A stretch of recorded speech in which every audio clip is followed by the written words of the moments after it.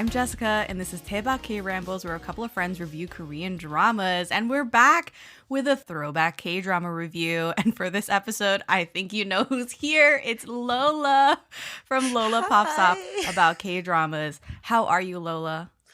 I am well, and I'm so excited, of course, to be doing another throwback episode with you. It's my favorite.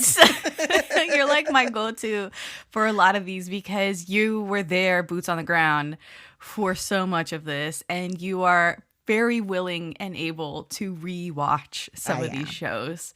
For those who haven't heard Lola on the podcast before, she was most recently on the Sad K-Dramas episode. She was on When Life Gives You Tangerines episode.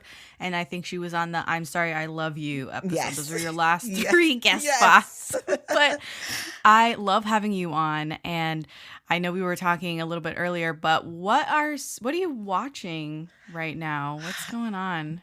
So I'm actually watching a lot. I've been finishing things. I'm very proud of myself. But right now I did get started with the, of course, famous Perfect Crown that everyone is kind of talking about. So girl, what are your thoughts? I'm hearing so many mixed I don't things. know yet. I'm going to be honest. This is rare for me. I feel like I'm able to clock my feelings on a drama very, very early on. And I'm not sure about this one. So I'm kind of refraining from really, passing judgment on this one, I think. Right. I think I'm still slightly excited to watch it. Uh-huh. But I can't say why yet. And I don't know if that excitement's going to fizzle out at some point, So I just got started with it. I don't want to say too much too soon and put my foot in my mouth, but I have started it.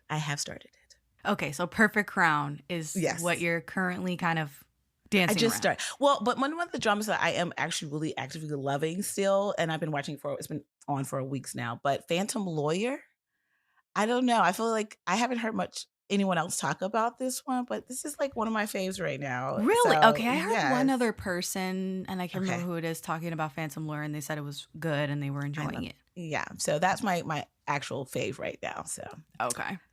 All right. Well, thank you for sharing what you are currently watching, Perfect Crown and Phantom Lawyer. We're going to get going on this review of 2 weeks. This is my first time watching this, and this is a rewatch for you. We're going to get started, but first, if this is your first time listening, please go ahead and subscribe on your favorite podcast app. We're on Apple Podcasts, Spotify, Google Podcasts, and many more. And if you like us, please give us a review on Apple Podcasts and Spotify. Come and check us out on social media to stay up to date on our latest episodes and reviews. You can find us on Instagram and TikTok at Daebak Pod, DAEBAKPOD. And lastly, if you're a fan, the best way to be a fan is to become a patron. It's a great way for you to get involved and show your support. You can check out the page on patreon.com/TaebakPod. Shout out to my patrons, Curtis, Alana, Lorna, Sammy, Julia number 1, Caitlin, Tenmi, Marta, Delphia, Maria, Sarah, Pam, Julia number 2, Nadira, Matthew, Lauda, Christine, Kate B, and KG, K-Drama Watcher 2. You guys are awesome. Thank you for supporting the show. And here we go, 2 weeks. Are you ready? I'm ready. Here's the Kokowa Plus synopsis. It's very short. It reads, an aimless man finds resolve when he is framed for murder and has only 2 weeks to save his sick daughter. Are your ad campaigns lighting up the dashboard, but not the pipeline? That's bullspend. And marketers are calling it out in Dashboard Confessions. My boss asked for results, so I opened my dashboard for the only positive-sounding metric I had. Impressions. Cut the bull spend. See revenue, not just reach. LinkedIn delivers the highest return on ad spend of major ad networks. Advertise on LinkedIn. Spend $250 on your first campaign and get a $250 credit. Go to linkedin.com/campaign. Terms and conditions apply. This spring, Uber Eats has you covered. Whether you're celebrating mom, dad, or your favorite grad, not all of us are great planners, and with the Uber Eats gift hub, you don't have to be. Send flowers, perfume, champagne, or just their favorite meal straight to their door. Gifts arrive in as little as 25 minutes, and you can add a personalized video message for that additional so-not-last-minute touch. So this spring, get a leg up on gift giving with Uber Eats. Last-minute gifts that land every time. Must be 21 or older to purchase alcohol. Product availability varies per region. See app for details. Dramatic, right? But accurate. I know. I kind of just wanted, this is what's going on. You don't need to know all the details. All the details. Yeah. Not yet. No. 2 weeks aired from August to September 2013. You heard that, 2013. And here we go. What is going on in the year 2013? This is the year of the Boston Marathon bombing. The #1 movie of the year was Frozen, and everyone was captivated by Let It Go. Orange is the New Black premiered on Netflix. Lance Armstrong admits to doping in all 7 of his Tour de France victories. Paul... That's not funny, but it was funny that you pulled that one. You said, like, let me remind you of this one, guys. That was funny. Because I was an owner of a Livestrong bracelet. Oh. So you felt very much like, involved what? in this. You're like, how could you? Yeah. But also Paul Walker died this year very famously. On the radio, what was on the radio? Miley Cyrus's Wrecking Ball and We Can't Stop. Clarity by Zedd featuring Foxes. I used to run in the gym to Clarity. Yeah. I listen to that song maybe at least every 2 weeks. Like, yeah, I understand. Still to this day, I cannot. I still love it. Royals by Lorde was on the radio. She was a teenage phenom at that point. She wasn't our age. No. Basically. No. Suit and Tie and Mirrors by Justin Timberlake, because the 2020 Experience. What a great album. Really? I was never a JT fan. Oh my God, girl, that was it. I know. I'm not. That was the last time he peaked, was that was this album. And then Thrift Shop by Macklemore and Ryan Lewis was also terrorizing us. I just was going to say, I don't ever have to hear that song ever again. I have a vague memory. It's not even vague. I have a memory of going to, I spent my spring break, which I did not have a spring break because I was already graduating college by then. So I took off work. And made a spring break. To go drive to spend spring break with a friend who was still in school in the middle of nowhere, Georgia. And she goes, I can't really leave campus because I'm on the lacrosse team. Yeah. And I have a couple of games. We have practices and whatever. And I was like, what kind of spring break are you going to have? No. It was the whole thing. And it was cold. It was freaking cold in Georgia during the spring break. And so I went and spent time with her and stayed with her during this week.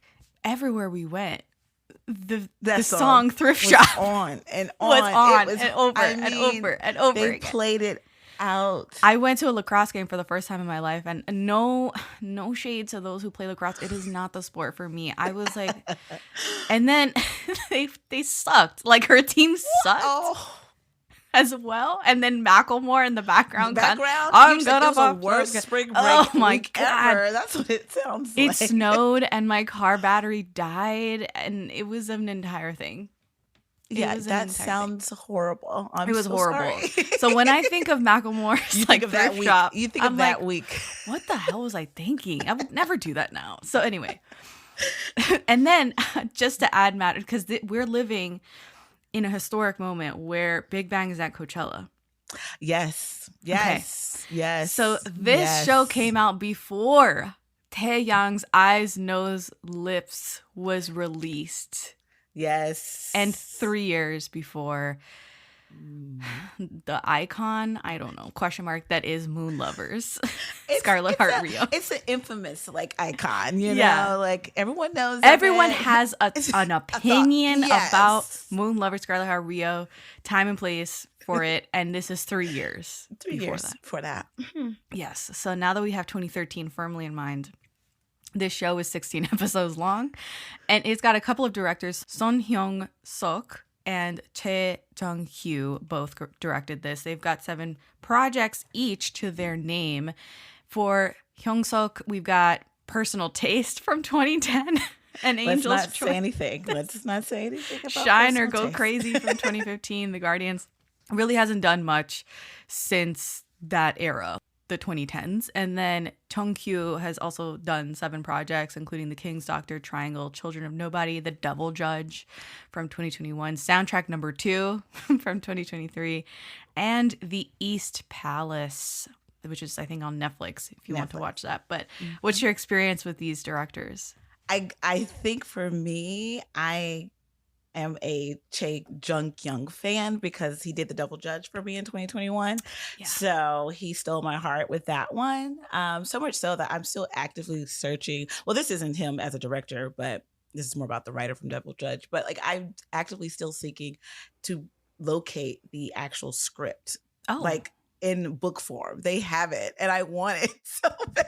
And maybe this is for someone who's listening who has connections. Yes. If you want to get on the A24 level and create really good merch for some of these shows and some of these creators, I would be totally on board. I would buy a lookbook script of my favorite K-drama. All day. All day. All day. Every day. Fun facts, annotated, translated, the whole thing. I would buy it. Screen stills, behind the scenes stills. My favorite. You know, there's a market for it. And A24 has really tapped into it. They have, yeah. With like these novelty products. And if they started doing that for K-dramas, oh my God.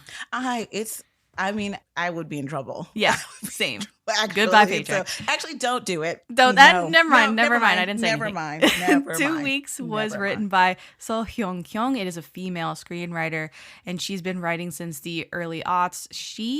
So in Love, Brilliant Legacy, which I really like Brilliant Legacy. Love it. I did a throwback episode of this a couple years ago. Yes, you did. And I listened all the way through that episode. Girl, I was that. living with that episode. Love it. So definitely check out Lola's Brilliant Legacy episode. That's a show from 2009. Prosecutor Princess. So our female lead plays a prosecutor back to back. Back to back. Incredible. And then 49 Days. 49 Days she wrote.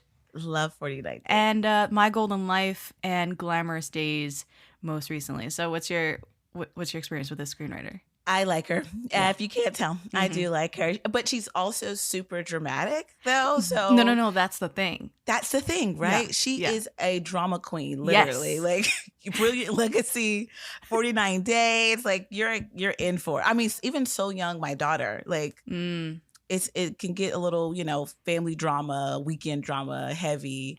So I actually really love her, but you have to be ready for the drama. Yeah. And you know what? She has a style and she sticks to it. I have to admire her for that.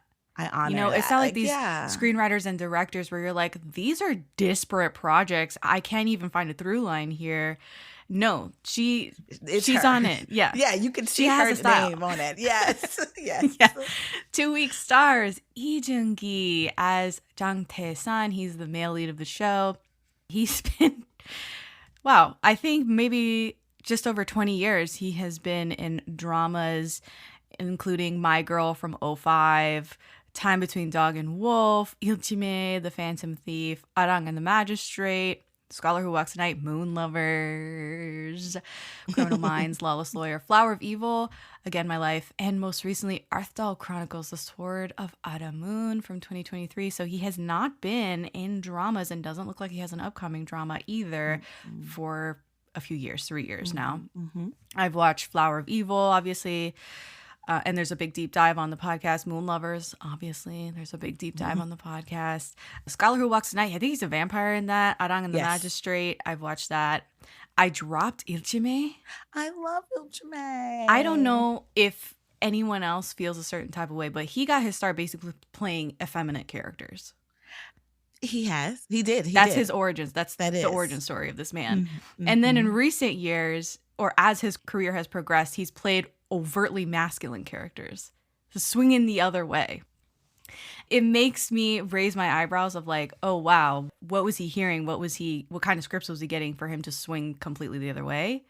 But I think he's very, well, at least for me, my experience with him I've been with him for a long time and I love him best in his action roles. I think he is very talented and physical. I think because even when his effeminate roles, like in the film, I can't remember the name of it. Yes, now. That was like he was that put him on the map. Put him on the map, and he was a acrobat in that one. You know what I mean? So it's like I think he was always physically very adept, and so I think that's what pushed him maybe more towards the more masculine, like really really masculine roles because they were more action heavy. He was good at those things, and so I enjoy him in action roles.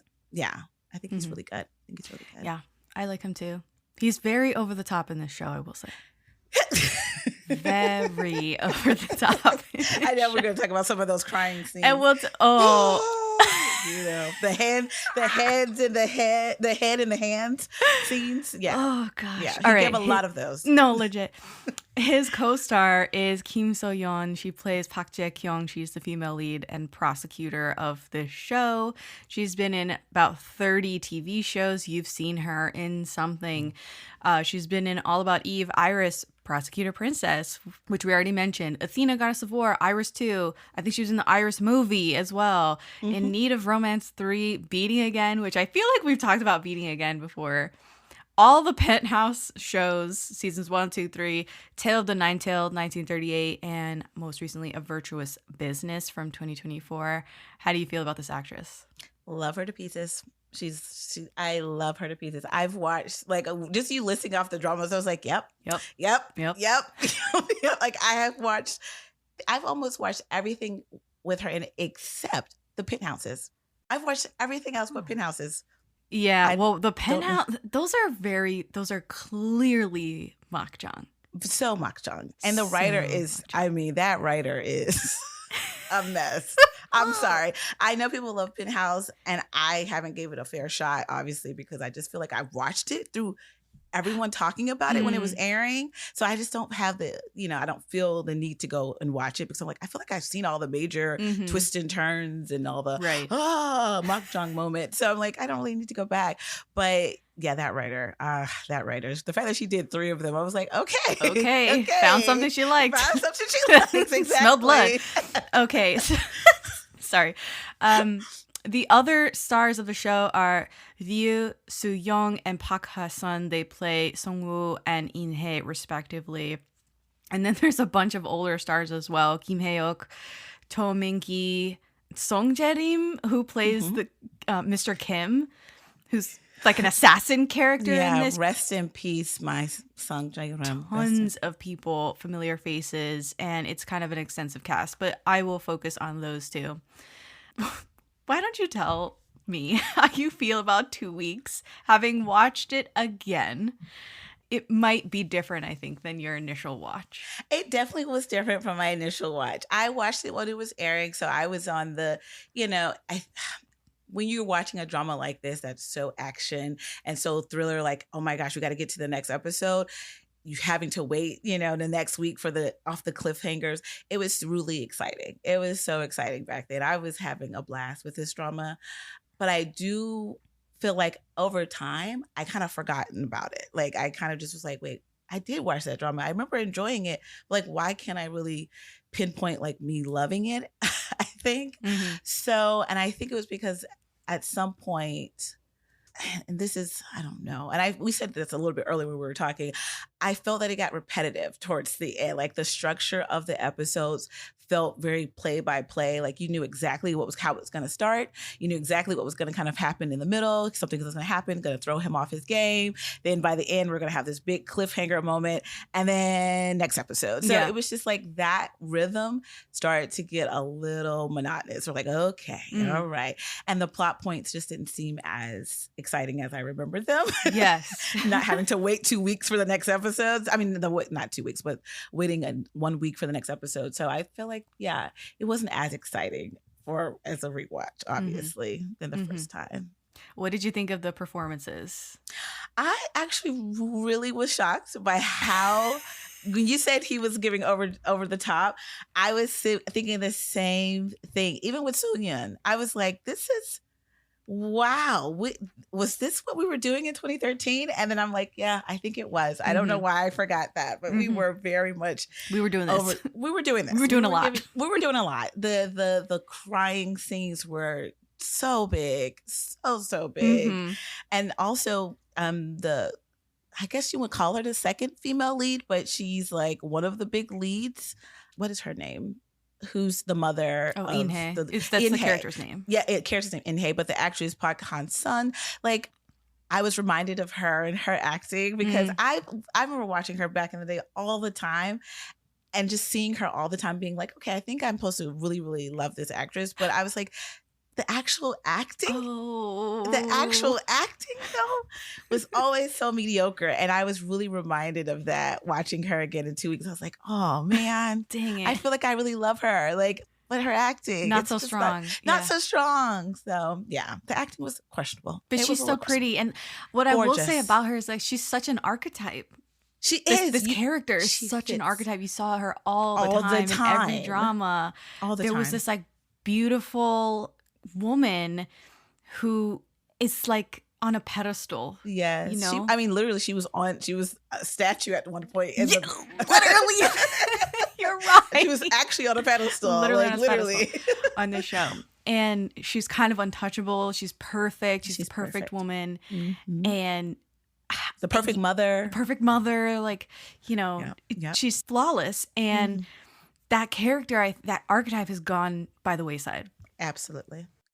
And that's why it felt like we were in 2013. Like I felt like I went back to 2013. Everything placed me there. The acting, the hair, the styling, everything was like, okay, let's just go back to 2013. Like we're not in 2026. We're in 2013. Yeah. And I think that helped me, of course, with the rewatch.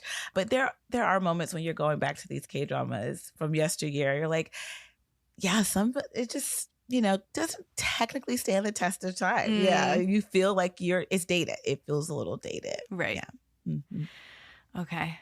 I freaking love this show. Like for all the reasons that you've listed, I also like really like this show. Exactly. Just because it's 2013 doesn't mean you can't love it. And the from thing is, 2013. I agree with everything that you're saying.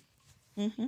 This acting is very over the top in a lot of places. And then other places you're like, okay, but the drama really does warrant something to this effect, where someone is pumping their fists at the air and just like, oh, how can this happen?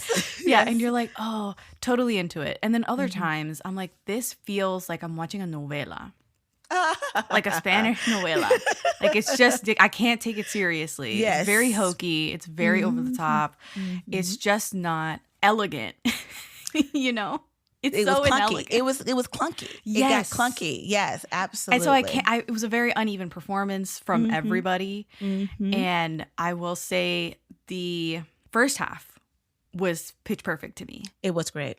The first half, great. Set up and the then they structure. start running it back and they start repeating and they start with the character changes, his approach to the whole situation changes, and you're like, okay, I understand that. This is good. This is good. But then he starts working with other characters and they start trying to lay traps for the bad guys, basically. And they get out of it every single time. It's very Scooby-Doo.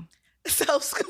It's I so think that's a Scooby-Doo. great description. Scooby-Doo. It's like you have the formula. We have set up how this structure is going to work for the next 10 episodes. Yes. Get ready. And it's like, well, okay. Right. And so it's like watching a Scooby-Doo episode where you know how they're going to get to the end and the villain's going to be revealed. They're going to pull the mask off.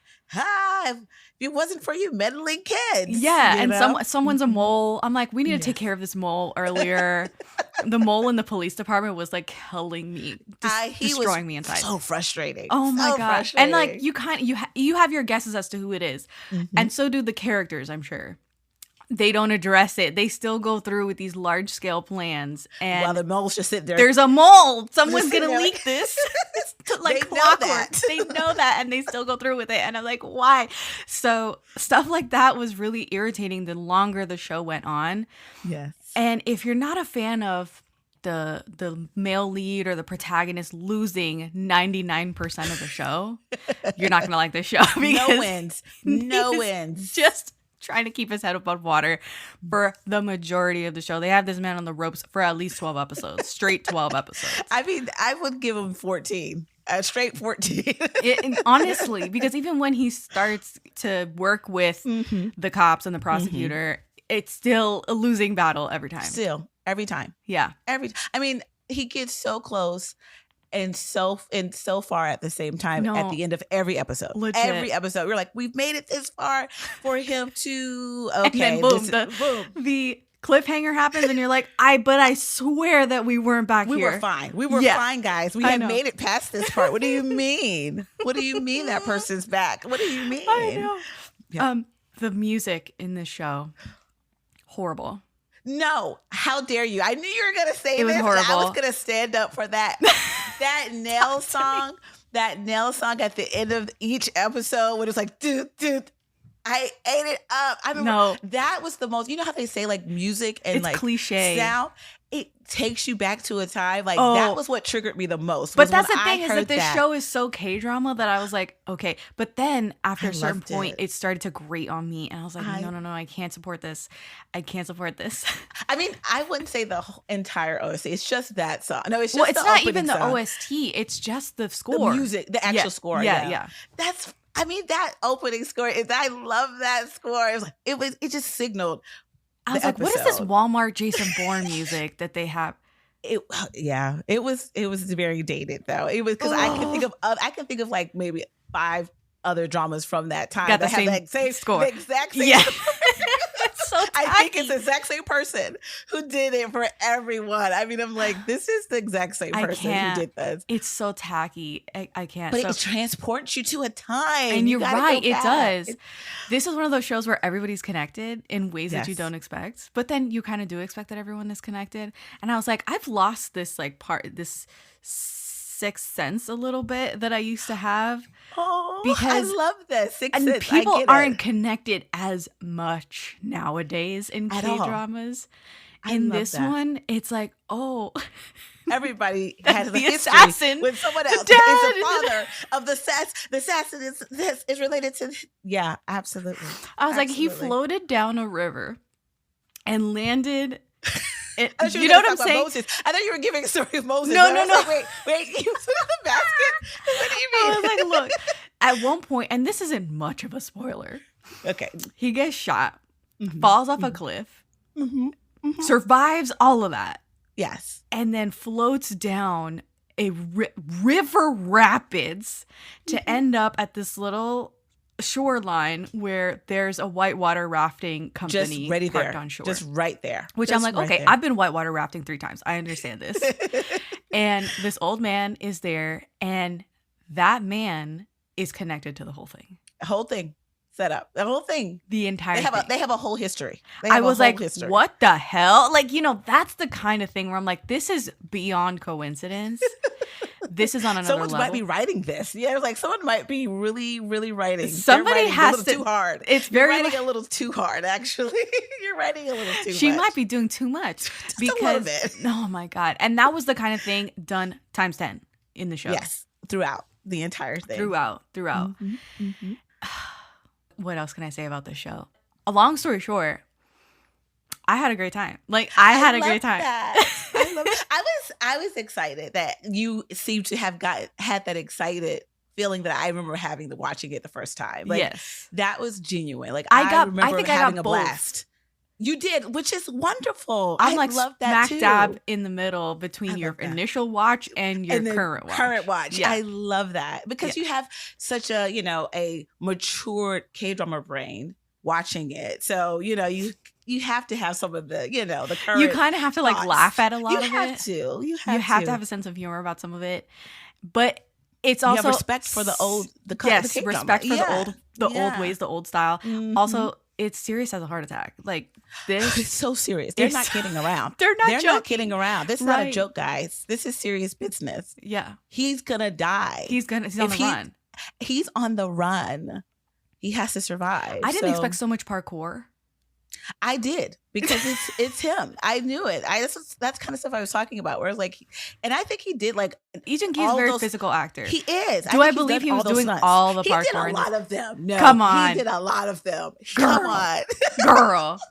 I'm gonna stand up for him and his parkour skills. Oh my God, did a lot of them. Let's check in with him. And the same with Song Jae-rim, the assassin. Yes. Mm-hmm. You think he definitely did. He did none of them. He did none of them. I'm sure. I'm sure he did none of them. But I'm a huge fan of Jae-rim. Again, rest in peace, Jae-rim. But I don't think he did any. No. I don't. I will fight for Joon-gi, but I won't say the same thing for J-Ram. I probably would not. That's incredible that you're like, no, for sure. Lee Joon-gi did all of his stunts. All of his stunts. Yeah. All of his parkour stunts. Fight me on it. There's definitely an interview where he definitely says he does not, but I'm probably like, yes, he It did. doesn't matter. He's lying. I didn't hear He's that. lying. The wardrobe on Park Tae-kyung, that character. I'm sorry, but I would wear that today. I love it. The tennis shoes, the New Balances, all that blazer? stuff with the blazer. and the cropped work pants. He's like, this is what we wear today. I would wear that. That's what we wear to work. Yes. I wear tennis shoes to work every single day. So I relate wholeheartedly. I also love her haircut back in the day when she had the shortcut. Yeah, she had like an egg, not an egg cut. I like her egg cut. You know who has the same haircut now? Now? Oh my God, what's his name? I'ma leave the door open. That guy? Oh, Bruno Mars? No. Who's the other guy? Wait. Oh, Anderson .Paak. Anderson .Paak. Is that real? I thought it was a wig. Girl, it's probably a wig. Her hair is so much better than that. Okay, Oh come my on God. now. You cannot compare that to his hair. No, absolutely. I will not let you do this to her. Come on, Jess. You know, brutal. Target Lady, the SNL sketch. No, it's not that bad. Jess, guys, she's kidding. It is not that bad. You're right, it's Come not that bad. on. It looked really cute on her. It did. But I had a thing where I was like, okay, she's supposed to be butch. Did you see the first two, like his first They episode, were he talked- speculating in the prosecution calling her a office. lesbian. Yeah, calling her a lesbian. Yeah. Yes. I was like, I don't remember this moment from 2013. I was like, oh, they were talking about that back then. And then her relationship with the girl. I was like, oh, there was giving something there, some undertones. I did feel that way. You didn't feel that way? I mean, second time I around, felt it, but did. also I'm a fan of like platonic friendship. True, which is a real thing. Mhm. Which is a real thing. I know people try to take that away from characters all the time. It's like, we could just It was be straddling the friends. line because of the comments. It was. That's why I think I turned to, because I think originally I did not get that vibe, but I think when I connected that they had even called that out about her, I was like, oh, were they trying to tell us something? I don't, you know what I mean? Like, I didn't know. You mentioned Park Ha-sun, Mm-hmm. who plays In-hye, like the mother Yes. character. Mm-hmm. I had never seen her before. You've never seen her? Never seen as in, before. like, you've never watched her act in anything? before? Correct. Jess. I'm sure you have, right? Now I Right? have to look her up. Hold on. Yeah, let's look her up. Wait. I'm Park like, Ha-sun. Ha-sun. You've had to have seen her with something. Joon-gi? No, I'm Joon-gi? looking. No, I haven't seen Dong-gi before. I have to watch it. Yeah, maybe you haven't. Yeah, I'm looking at No. her movies too. Even Drinking Solo, I haven't watched that. Midnight Runners movie. Oh, yeah, I have watched that. She's in there. Okay, I've literally just watched her in Midnight Runners. Midnight and Runners. that's it. Okay. She was popular back in the day. I feel like Yeah, I I saw can her all tell. the time. I saw can her all the tell. time. Oh, did you check out The Veil when that came out? Remember The Veil with all the money that they spent on that and it was horrible? No, I You remember never that one? watched the She was in Veil. that. She was in that. Oh, She was no. in that. I dropped it. It was bad. I couldn't get past like the first half of that drama. Speaking of outfits, we have to talk about The Murse? No, The we man have- purse on Oh, no. Cop Sung-woo, Stop it! which Not the doubled Murse. as his gun Not- holster. Not the Murse. I couldn't deal with never. it. You did not just call it a It's a Murse. No, I'm talking about with all the cleavage out on the actor Ryu Soo-young. Remember our detective? His Oh my God, oh my God, I mean, oh my God. cleavage. The chest was Oh just my the God. pecs. I was like, come on, this low No, he's so cut, beefy. whatever. I could not believe that. I couldn't believe it too. I have that in my notes Yes, you about do? him because there's a scene where he gets away. Tae-san, Yes. the character, gets away, Mhm. and the prosecutor starts chewing out Sung-woo. Yes, That she's so cop. mad. Yeah, because She's he pissed, Mm-hmm. but he's standing in front of her black wife beater with the gun holsters The holster. Just check the chest, over his shoulders, and the he pecs. he was sweaty, and I was like, Bulging. wait. It was a lot. It was we a need lot. to talk about this. It was a lot. Yeah. It was because all of his outfits, he had this very low cut wife beater. Yeah, he was super slutty. Super slutty. I promise you, they cut his wife beaters. Like they were not normal cut wife beaters because they were like sagging. No, so yeah, like you're his right. whole chest, his whole cleavage Yeah. was out. I was They like, wanted to show that man's body. They wanted to. Yeah. And I wasn't mad. I wasn't mad at it. I wasn't mad. Don't at get me all. wrong. I mean, I kept being like, it kept every time it came up, I was like, for my notes. For my notes. I need to take take notes for my notes. notes. I just need to take notes of this. They showed his chest again, like you said, sweaty with the holster on. Ooh. Like it's just like working. It was working. It's I'm working. not It's gonna lie. doing a lot of They work. do what they need You to don't do. gotta go to work. Work. He was going to work. He was definitely going to work though. I had It a good was time with that. impressive It was. to see a beefy man like that be the second It was in the beefy. lead. It was beefy. It was a beef cake for sure. So I had nothing polite no to bad say. notes. Yeah, no bad notes. Those are all good notes. No, all actually. good notes, All but I good had notes. no polite thoughts to share. It's like, I don't have anything else to say about that. Is No. that it was a good time. No, I was Period. transfixed. And they knew what they were doing. They knew They it. knew it. The shots were And I was so- like, oh, so- is this so supposed to intentional. also support the fact that Park Tae-kyung, that prosecutor, may or may not be a lesbian? Because she's just standing there yelling at even him, blinking, not and even not blinking even at blinking twice. And I would have been like, I would have like just completely short circuited. Like, what was I saying? You Yeah. you almost shot him. Wait, you almost killed because him. he's Wait, huh? undeniably sexy. He is so. I mean, hot with a capital H. It gave hot. Lee Joon-gi a run for his money. It definitely did. He couldn't. I mean, he couldn't really hold a candle. Let's No, just be honestly. 100% And then honestly. you see Lee Joon-gi shirtless in the show. and it's nothing. And it's compared to nothing. that. Just To that one scene, I was like, Ooh, I will never forget this moment. literally, just Now we just spent like a good 3 minutes talking about his chest. Try to edit this way. Try to edit that out because it's like they went on a little too long on that one. they did. These two I just know. thirsting over this man. Okay, anyway. Long story short, I had a good time, even if it is definitely showing its age. Yes, definitely. What was the most 2013 thing about the show? Besides the hair. Which On hair? everybody- Whose hair are you everybody's- talking about? Are you talking Definitely about Lee Joon-gi? Joon-gi's. Yes, definitely Joon-gi's. I mean, that hair took me back immediately. Well, The they music also did took me something back. to it.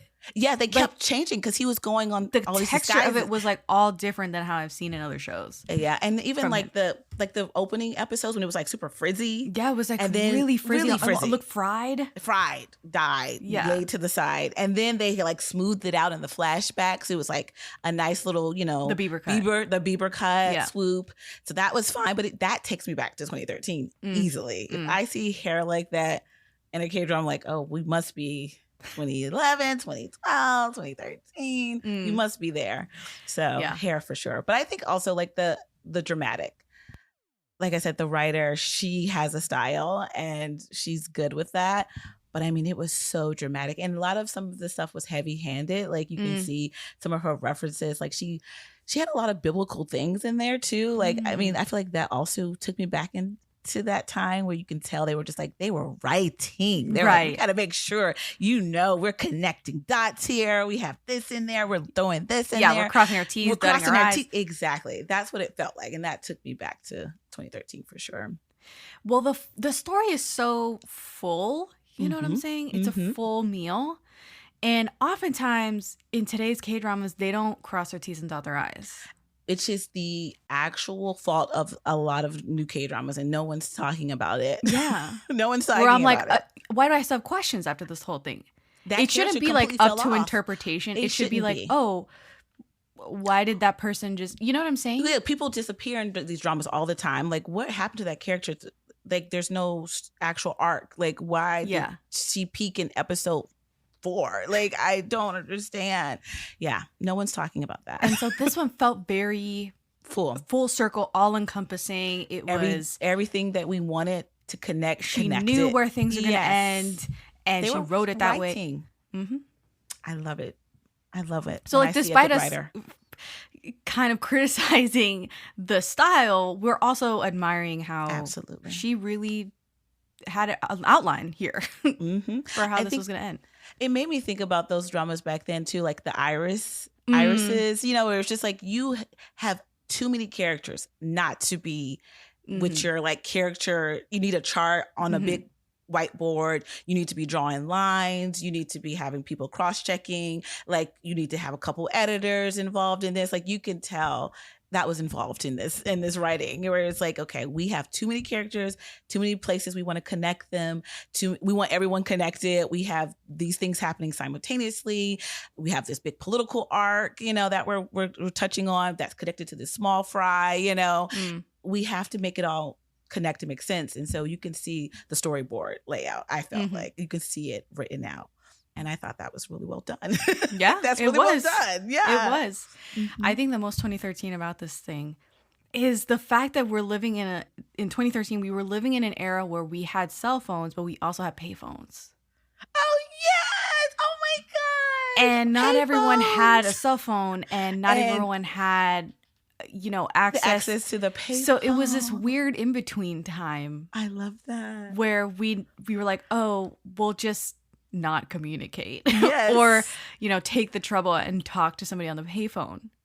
Find a payphone. I forget about the payphone and their absence these days. Because I remember when they're like the last payphone ever is finally been removed in the States. So it was like, that's a thing. Like people got rid of these payphones. Yep. But back in K-drama land, the payphone was a huge, it's a lifeline. It's a lifeline. It's a big piece of a plot sometimes. Like if you don't have that payphone scene, the whole drama wouldn't be the drama, So you're absolutely right. So it was an in-between. It's a nice in-between time of like analog and this interconnected, like people are taking video of some events that are happening on their cell phone, and I'm like, oh my God. True. But then like nothing comes of it. They don't, it's not like, oh, but then they posted it and now it's gone viral and my face is everywhere. None of that viral stuff. No, like the news was very important. The media, traditional media. Traditional media was the newspaper was very important. He's holding a newspaper and his face is on the newspaper. Yes. I remember. I like that scene because he also was trying to hide but he was very bold about it. He was like, he stared him right in the face. Like, it's not me. But then there's all the CCTV that's constantly catching them at different points. And I loved this exact time period because it had everything. I love it too. I'm sorry. And we don't have that biased. anymore. I am very biased. If anyone has ever listened to me talk about K-dramas, they probably know I'm quite biased to a time in K-drama land. And this is that time. But I think you're highlighting something that I guess I didn't even note for myself about why maybe I'm still so drawn to that time. It does kind of put me back in a space where things that just are no longer a thing, I get to see them a thing again. And I think that is a cool thing to do sometimes, to go back and see something that you don't get to see it every day in K-dramas. Absolutely. I had a lot of fun. What would you rate this drama out of 5 soju bottles? Oh, back in the day, it was pretty high. I think back in the day when I first watched, I was definitely probably a 4.5. Like I thought it was super, and I enjoyed the process of watching this drama back then. The thing is, this benefits from the weekly watch. It does. It's huge. I mean, the anticipation of waiting for the next week to watch what was going to happen was a huge selling point for this drama for me. So I think back then I would have rated it very, very high. But over time, like I mentioned, I think I really forgot about this drama. So I feel like that obviously means that for me, it didn't stand the test of my time of K-dramas, So, and then after the rewatch, like I said, I kind of felt like I saw a lot of the like, okay, guys, we're doing this again and again and again. I think I know, even if I hadn't watched it in the past, I feel like if I had watched it now for the first time, I feel like I would have gotten everything that was going to happen. I probably would have figured it out before it happened. I think it was like, I kind of know exactly what's about to happen in each episode. So I would say for me, it definitely dropped down. I would probably put it around a 3.5 now. But for a first time watch in this time, watching it, weekly, it was pretty high for me, but not so much now. Okay, so it dropped up like a point. A point. one point. soju bottle. 1 point. One soju. Okay, so you have 3.5. Would have been 4.5 back in the day if I did this episode with you in 2013 or 14. 2013, exactly. I would probably rate it the same or maybe slightly higher, maybe like 4. Okay. Because I had a great time. I was thoroughly entertained. It was very easy to press play on the next episode. It's a summer show. It felt hot watching it. It felt hot, and I missed that. I missed that about the Yes. seasons in Dramaland. It was very nostalgic in a lot of ways, like we've already mentioned. But this one we haven't talked about, which is the fact that everyone's freaking sweating their asses off. And you can tell. Yes. It's hot out there. It's hot. They're filming this in the heat, guys. And that's part of the reason why there was such a thing about watching dramas in the season that they were airing is because they were also filming them at the same time. At the same time. And so everyone's dealing with the same freaking heat wave. Everyone's dealing with the same snow or freezing temperatures. And it came across, it was a visceral thing in every drama that was airing during that season. It was very important, I think, to the process. And it also led to all the controversies that came out during filming back then because of how it was like unfair to actors. Right. They were not filming sleeping until 3 a.m. and they didn't get a break. And it was freezing. Hot. It was hot. Cold. Yeah, it was serious business. So, but I think, like you said, it comes across in the portrayals. It comes across in the writing. Like I said, you have to cross your T's and dot your I's when you know people's lives are on the line here. People are dying from this heat outside, like they had to do a good job of making sure we weren't just throwing anything on the screen. So there was a lot of pressure, I think, on dramas back then. And I think to deliver an experience. Exactly. So you had to feel that. Not even you had to, you did, I feel like, feel that as the audience. You felt that there was time, there was effort, there was energy, there was pain, there was blood, there was sweat, there was tears put into this episode. So I'm going to enjoy it. Okay. And I think that's what I miss for sure. They were hungry. They were hungry. They were fighting for these spots. They wanted these primetime spots. They needed for it. The audience share. And they don't do that anymore. They're not hungry anymore. They don't have to fight. They don't have to fight. They just put it up on streaming and they'll you'll find it somewhere. The international audience will find it and eat it up because they don't have the same taste that the Korean audience does. And it's a different ball game. It is. It really is. This show did pretty well in its time. I was looking at the ratings. Great, right? Yeah, the first episode got between 7 and 8%. Then it went up from there. And then it went up. Yeah. It kind of did really well on episode 3. Episode 3 got 10 to 12.8% between Seoul and nationwide. And then it kind of like stayed the same around there, 10, 11%. A little dip on episode 13. They went down to 8 to 9.7%. And then it went back up. And it ended with like double digits for viewership. So people would love these numbers now. People were watching it, man. They were locked in. Yeah. They were locked in. So I think 4 is pretty. I'm being very kind. I don't think you are, though. I'm not. It's yes, I was going to say that. I'm like, it's getting me at a good time. But also, I don't feel like I'm doing the drama a favor by rating it 4 out of 5 soju bottles. Exactly. And it's not far off from your rating, which is 3.5. 3.5. Yeah. Yes. We're really near each other. I think we had very similar experiences. Absolutely. All right, we're going to get started on the spoiler section right after this. Excuse me, 뭐라고? 괜찮아. Yeah, no, I have no 친구. Oh, sorry. Swear, disgusting shit. What? All right, we're on the other side of spoilers. We're going to spoil what happens in this show. We really didn't give too much away. I think I said one scene one thing that happened in the non-spoiler section, but really we haven't.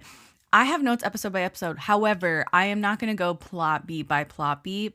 I think that's kind of a waste of time. But I do have notes that I want to cover Episode 1, they start us in right. They drop us right in the middle of the action because he's sitting in the back of a cop car. You don't know why he's there. He's covered in injuries and cuts and scrapes. And then there's this girl driving crazy in a Nissan 350Z, which the Nissan 350, when I saw that car, I was like, oh my God, that car was hot. That car was hot back then. I wanted that car. You wanted that car. Yes. That's the Nissan I wanted. Oh my God. So it was very nostalgic to see that car again, but this girl's driving crazy and she ends up causing this massive pileup, and the cop van that's got him crashes, and it's this whole, you're like, oh my God, what the hell just happened? Opening sequence. That's your opening sequence. That's your hook. And boom, they take you back in time to show you how he got there. I love that. Right? I loved it. I forgot that was a moment. I was like, why did they just completely throw us in there? But I do remember feeling like this was a drama that definitely like stacks.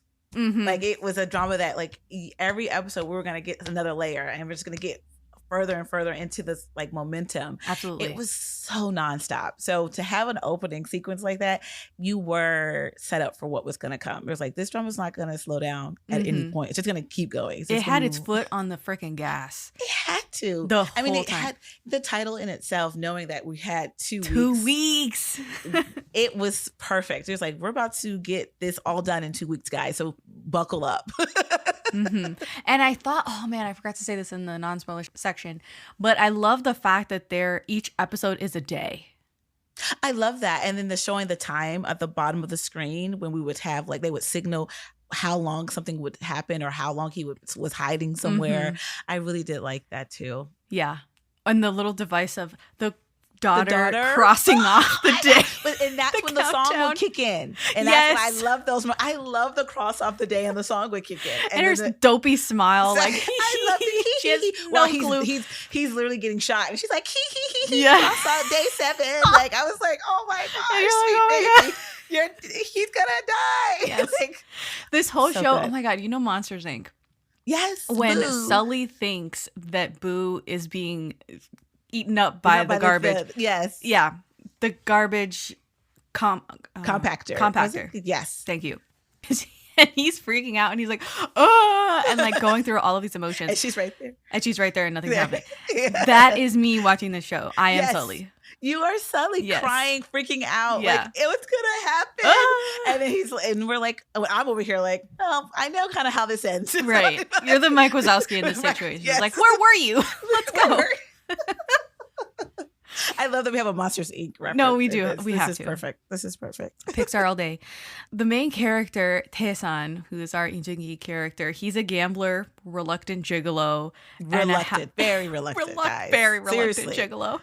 And an ex-mobster / gangster type who has done prison time, and he's working in a pawn shop. And I was like, this is very Man from Nowhere.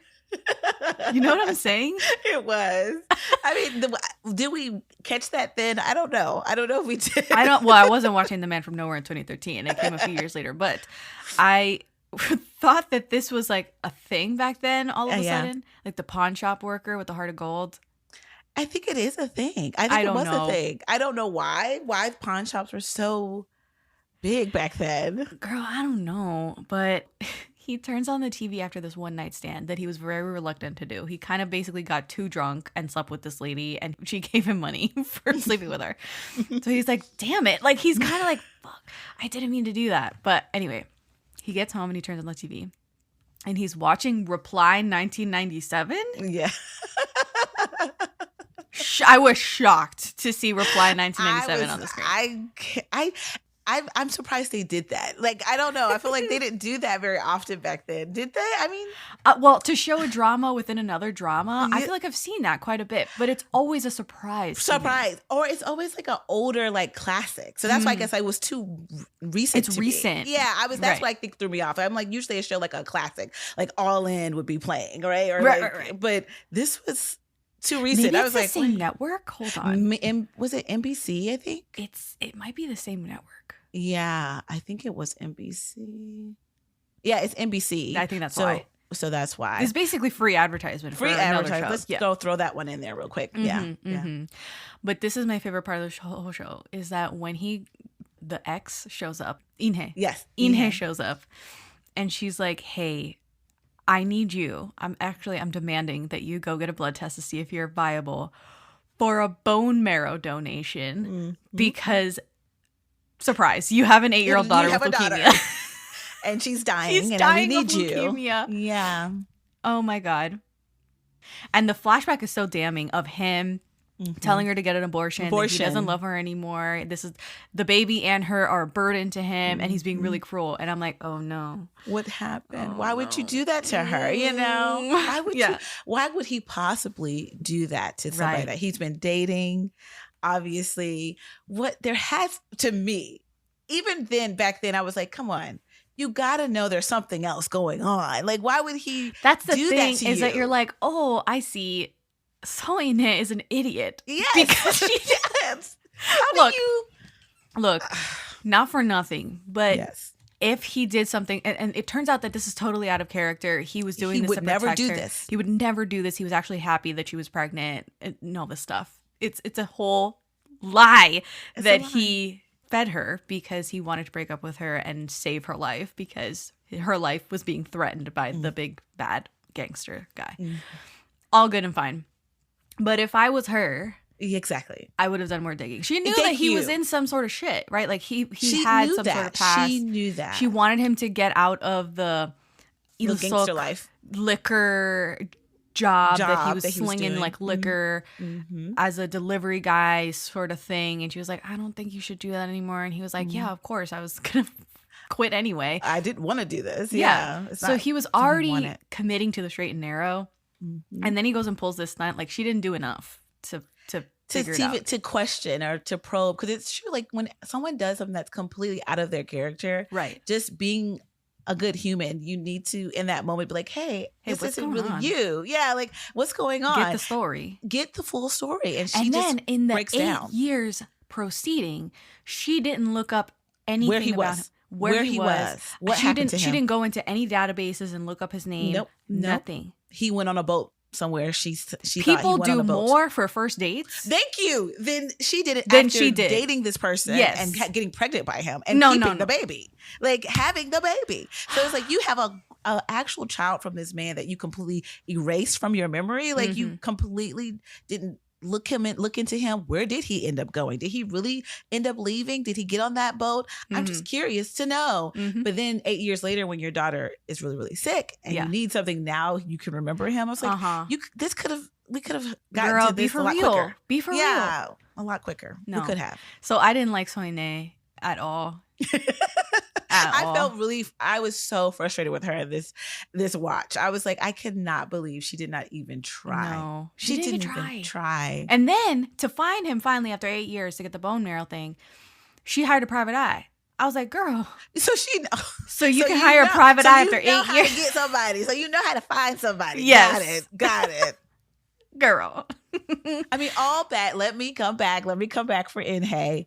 Even though after their little breakup, that whole moment, her having a baby, she was without money. She had a falling out with her family who were not in Korea. Right, she got disowned.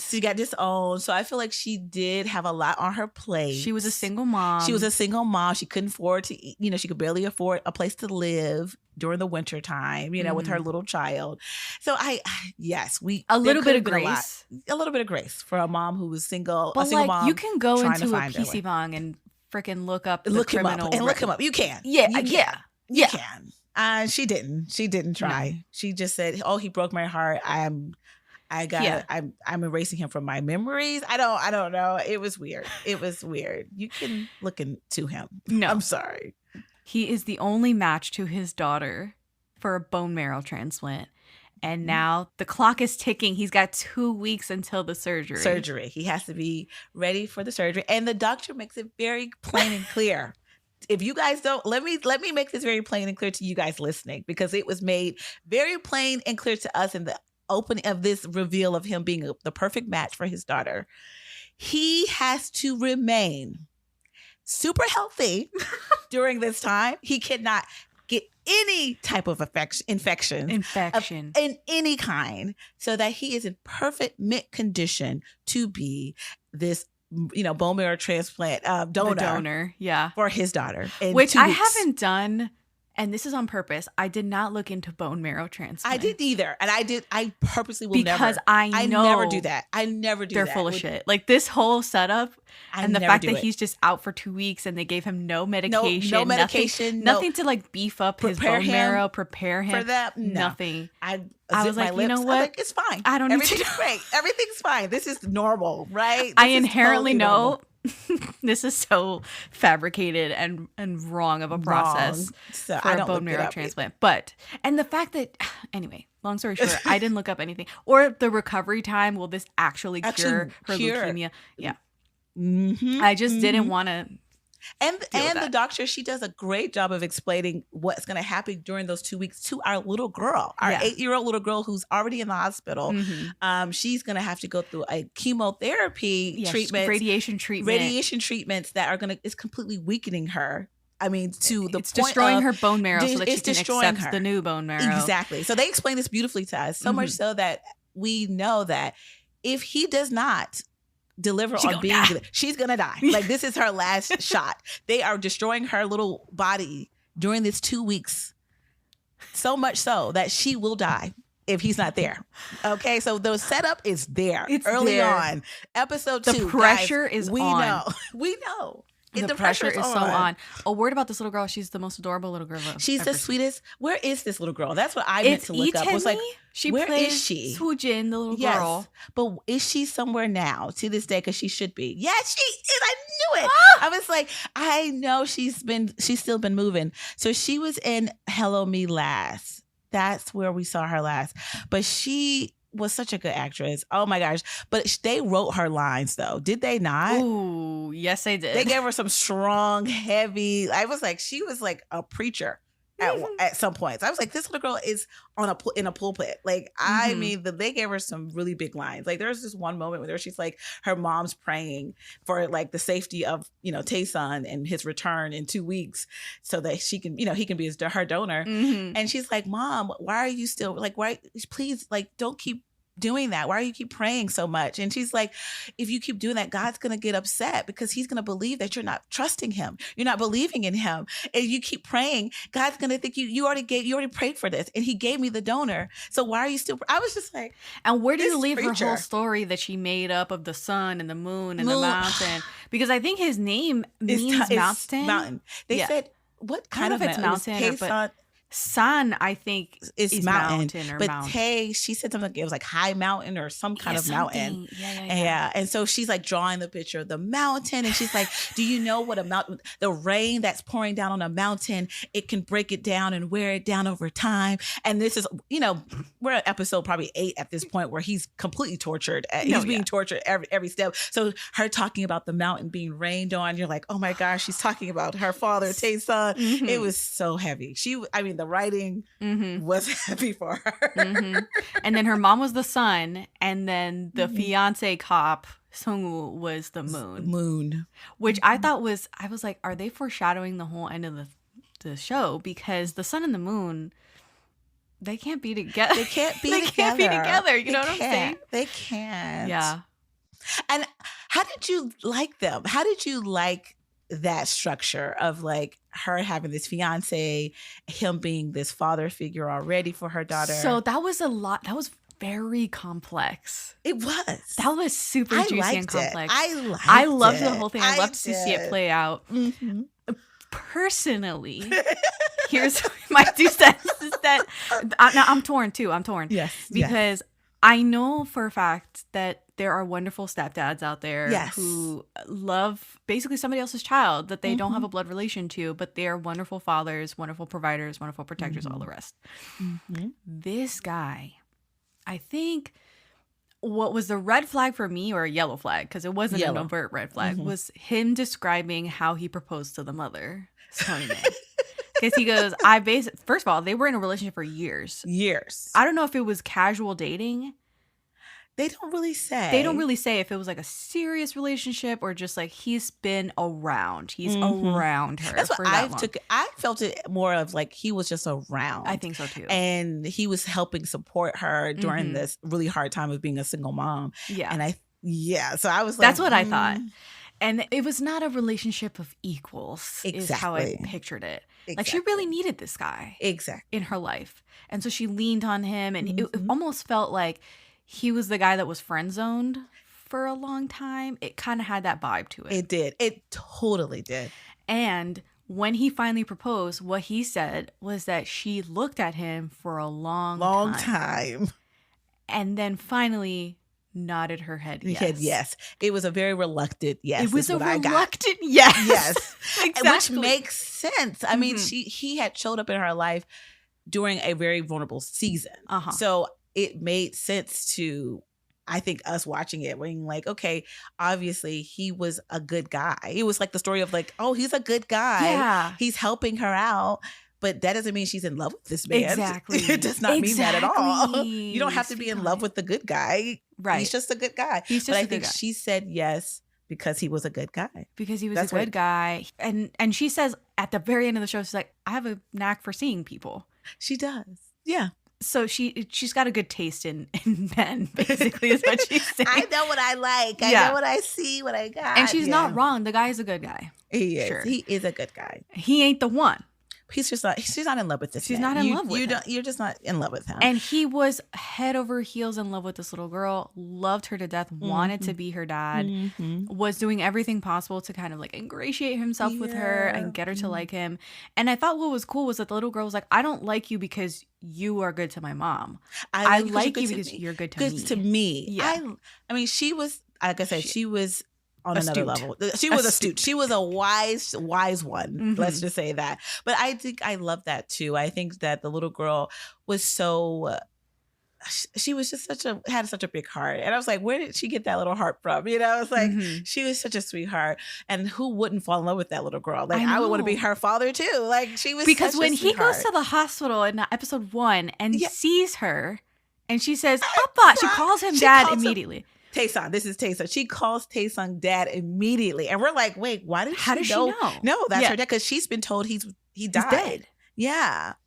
But we find out that she had saved She's too smart. a little photo that her mom had ripped to shreds. She had taped back together a picture of her mom and Tae-sung, and she always knew that was her father because of that picture. And so when she sees him in the hospital and she calls out to him like, "That's my dad!" Oh my God, with And her he's big like- smile, and he's totally shocked. Like, what? Why did she just call me her dad? Like, he literally is like, did she just call me Does her she dad? do that to every guy Everybody? that she sees? Yes, that's what he said. And I felt But so she bad about that. immediately worms her Embraced way him into his heart and embraces him and is so happy that he's there. And doesn't even recognize that he's her donor necessarily when she embraces him. She's embracing him because she's like, It's that's her my dad. dad, guys. Yeah. And he showed up, he knows I'm sick. You know, he must have showed up because I'm sick. Yeah. Like, she took it in as like, oh, he's showing up because this is an important time for me. As opposed to it being like, oh, and this man is giving me, you know, supposed to be my donor. She doesn't even know that yet when she's so welcoming to him. And even embrace him. without you knowing all the circumstances that led to him saying you should get an abortion and forcing her to get an abortion. And obviously she doesn't get it back in the day. You know from this reaction to him meeting her that he's like, oh my God, like he's a dad. I wanted to be This her is dad. day one of being a dad. I wanted to be her dad. And that's what they do throughout the drama, which I don't know how you felt about it. But I like this. Talk about it, though. I knew you were gonna say I was hoping you liked this, but the idea that throughout him like on being on the run, he continues to have moments where he like dreams of conversations of that he has with his daughter. You might say it's a hallucination, but I'm going to be kinder. Some of the first ones were dreams. And then there was a point where he started just straight He up just sees her in hallucinating. his waking He's just seeing hours. her. Yeah. Yeah. And he's talking to his little daughter. And he's like forming this relationship with this version of her that he doesn't know in his yet. head, basically. In his head. And you could love seeing how he respects her already. He loves this little girl. He knows like I gotta He's like, get back I will to her. die for this I little will girl. die for this little girl. Yeah. I don't care. And it's so sweet to watch that. And I think that was really important that they gave us those moments because we had to see him It means a grow. lot more too because first of all, you didn't know that he had a daughter for 8 years. 8 and years. second of all, he's a friggin' orphan. He never had a dad. Never grew up with a dad. His dad was absent. Never knew who his dad was. And then his mother commits suicide. On his birthday. On his fucking birthday. Yes. It was heartbreaking. I'm glad you brought that up. I was going to say that was one of the parts that really hit me as far as like just understanding his character better, or the most, was like when he mentions like, I didn't think that I would ever do this to my own child, where she would be fatherless and be looking and hoping to have this relationship with the father that isn't there. And he is like, I can't believe I did that to her, you know? And then his little hallucination of his daughter pops up and she's like, yeah, I didn't think that was going to happen for me either, that I was going to be looking for you and that I was going to want to know you, but I guess I do, you know? And that was just a moment of him being a confirmation of like, you're doing the right thing, you know, you fighting for her, you wanting to be there for her at this point, no matter though you weren't there for 8 years, it's okay. Like she still wants to be with you, know who you are. And I was glad he got that kind of confirmation from his hallucination. Yeah, so what happens is he's a perfect donor for the little girl. He's got 2 weeks to keep his head on straight and stay healthy. And what happens? He gets framed for murder. He's ass down in blood, clasping a knife. He got framed so dirty from basically everybody that he knows. So bad. So bad. And this isn't his first rodeo. No. Taking the fall for someone. Yeah, because he's a fall guy, a perpetual fall guy. He is a fall guy. It's his third time being a fall guy. And yeah, how do you get that the third time? It's like, that's the thing. And it's too pure at heart is what I know. He's such a pure soul. Yes, he is. And you see throughout the show, they show you more and more about like what the hell happened. And I think on the second framing, he refused to kill somebody. Yes. So he had to still take the fall. So then he took the fall for something else. Because he didn't do that. Yeah, he didn't do his job, basically, as a gangster subordinate. That's a pure soul, man. He can't he's like, I can't bring myself to draw blood. And he has trauma. Yeah, because his mom. He discovered his mom. Yeah, he discovered his mom covered in blood. So he has a aversion to blood in general. So the idea of him being a murderer just doesn't make sense for, you know, the big story, the big plot. It's like he would never murder someone. But the person he's accused of murdering ends up being a prosecutor informant. Nobody knows who it is. Nobody knows she's doing this job for the female prosecutor, Tae-kyung. And it turns into this huge stink. The stink that is the rest of the show. The entire show. What I thought was funny, oh my God, this was so funny to me, was that this is the episode 2 where he's facing off and getting interrogated by our cop, Song-woo, the fiance. Yes. He's like, there's prints all over the house. It's all over her luggage, the cups that are in the house, the whole nine. And he goes, plus, you've tested positive for drugs. And I'm like, oh, of course he has. What the hell? And of course. And he pulls his sleeve back, and there's like, oh my gosh, these pinned like needle pricks in his arm. And he's like, oh, and he's like, I did it. I'm not a drug addict. It's not me. I didn't do it. It's so great. It was that Scooby-Doo moment, though. Yes. Wasn't it? When you put your fist up and you're shaking at the screen, like, of course. And his reaction in the precinct, I'm like, he looks like a crazy person. He does. He did. And it's totally on purpose. Yeah. In that case, I feel like that's totally on purpose and not necessarily like an over-the-top decision that they made later on in the show. This man is at his end, like his wit's end. He's being framed. He doesn't know what's going on. But I appreciate that it clicked quickly with him that this is a redo of what has happened to him in the past. Because I was frustrated with the idea of like him having to figure it out. He didn't have to figure it out. He was like, oh, I've done this. This isn't my first rodeo with being, you know, taking the fall for this guy. I know this is who it is. And then that same, I don't want to say the same night, but it's like they're out to kill him in jail at that point. Yeah, there's an attempt on him to strangle him in the jail, in the precinct's jail. And again, they don't believe him because the guy instantly, there's so much gaslighting. Yes. Oh, it's horrible. It's horrible. I hate it. I hate gaslighting with a passion. And it was he was like, I am innocent. I don't know how else I can tell you. Guy tries to strangle him in the night with a drawstring from his pants.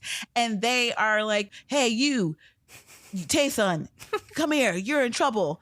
It's like, I almost look at my neck. He's like showing them the neck. Like the guy tried to strangle me. I was like, you will see that jawstring is not from Tae-san. It's from that man. It's from, why would he?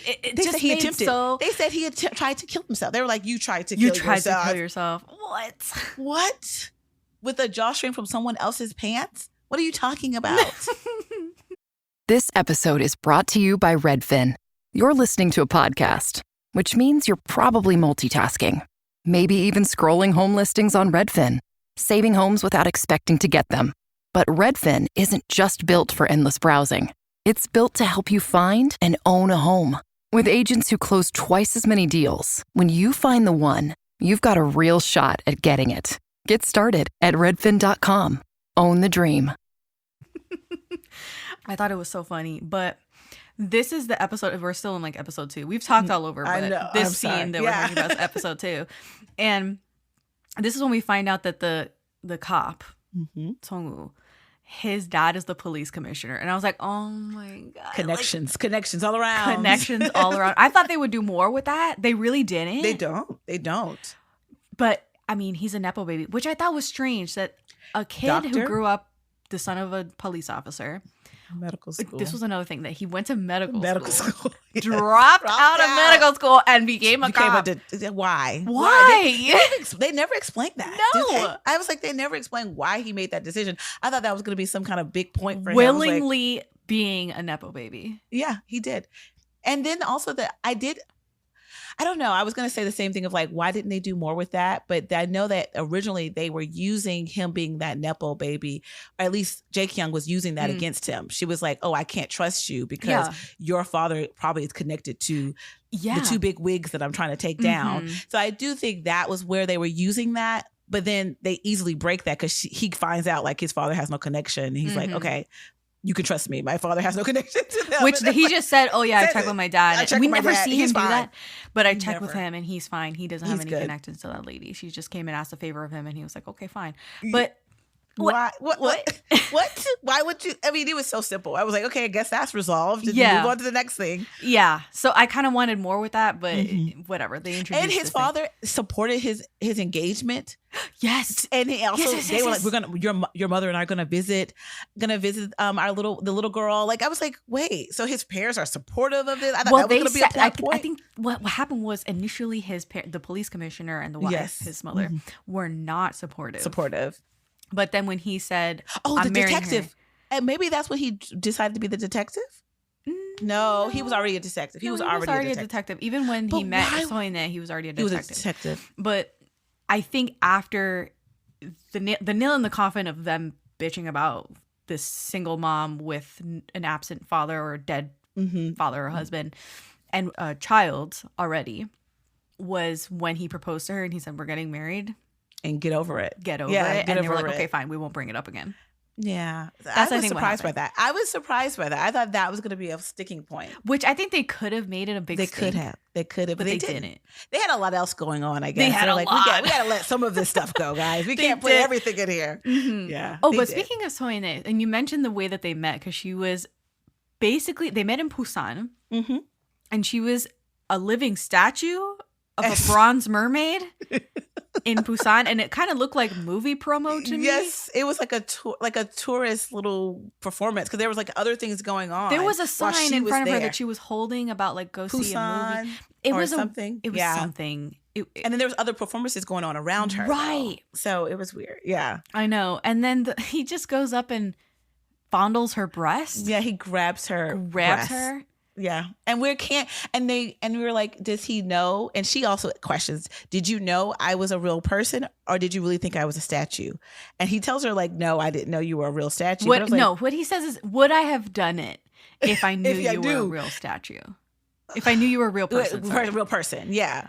And she goes, oh, so that means I was doing such a good job that you thought I was a real statue, a bronze statue. But then so she forgives him. 2 things. I think he said that just to get out of the situation. Exactly. Like he told her, like, would I have done just to make her get off his ass over. Because she does slap him 2 times. So that was good. That was good. I was hoping she did something. But I think he was just doing that just to like shut her up. Yeah, because the whole point, because I was like, the reason knew she why was real. It was real, because that's why he went to her, because he wanted her to get down. He wanted, because the whole reason why his friend I'm gonna wouldn't make her leave, move. Make her move, yeah. And she still doesn't move. And she still doesn't move. She so doesn't- like the plan doesn't work. It doesn't work. His stupid plan doesn't work anyway to get her to move. I know. I was But- like, how dare you? So I number one, remember he that lies scene to her. vividly. Yeah, he does. And number from the two, beginning. I think she knows that he's lying and is trying to cover for him as well in front of like her friends or whoever were with because she made her. a bet. She had made a bet that Yes. her with the girls behind her. So she was like, "Oh, I told you he thought I wasn't real." Right. Like, just so that she could win this bet that she bet. made with the girls. Yes, yeah. You're So right. You're right. they're lying. They're on the They're same lying. page. They're You're both lying. Yeah. They're liars. She is buying, air quotes, his lie for sure. That was episode 2, right? That was revealed episode 2. Yeah, they revealed that pretty early on. Mm-hmm. Their meeting. Oh, this quick question. Did you buy, and I guess we see it over time, of course, with more flashbacks, but were you buying their relationship? Yeah, totally. You did? Okay. Because, so we're talking about Tae-san and So-in-hye, the mother of the mhm. child. I totally believe this relationship because Mhm. who is going to... The shrimp. No. Oh. That was... I thought you were going to talk about the shrimp. That's That a really scene good made point me too. so annoyed. I was like, are you kidding me? Okay, so 2 things. One, the second thing is the shrimp thing, so don't let me Okay. forget. But Okay, the first first thing thing. is he's a bad boy. He is. He's a mysterious, quiet bad boy who had driving a motorcycle. He's a motorcycle. And he's just a little bit of a sweetheart. And he's kind of a sweetheart. He's yeah. kind of a sweetheart. Yeah. Yeah, he takes her to school when she's But running late. she's running late. She needed a ride. And Yeah. he does it immediately. She spotted him on a delivery right outside her little dance studio where she works part-time. And she's like, oh. So he drives there all the Frequently. time, frequently. And she stops him on the street. When she misses a taxi, she gets shoved to the ground. Another Ajma takes the taxi. And she's like, I got to get to school for, I think it was an audition. Because she was trying to go abroad. Trying to study abroad. Yeah. Mhm. And he takes her, and what I thought was like such a green flag was before they take off, she's already running late, and he's like gonna take her anyway. Mhm. He gives her a helmet.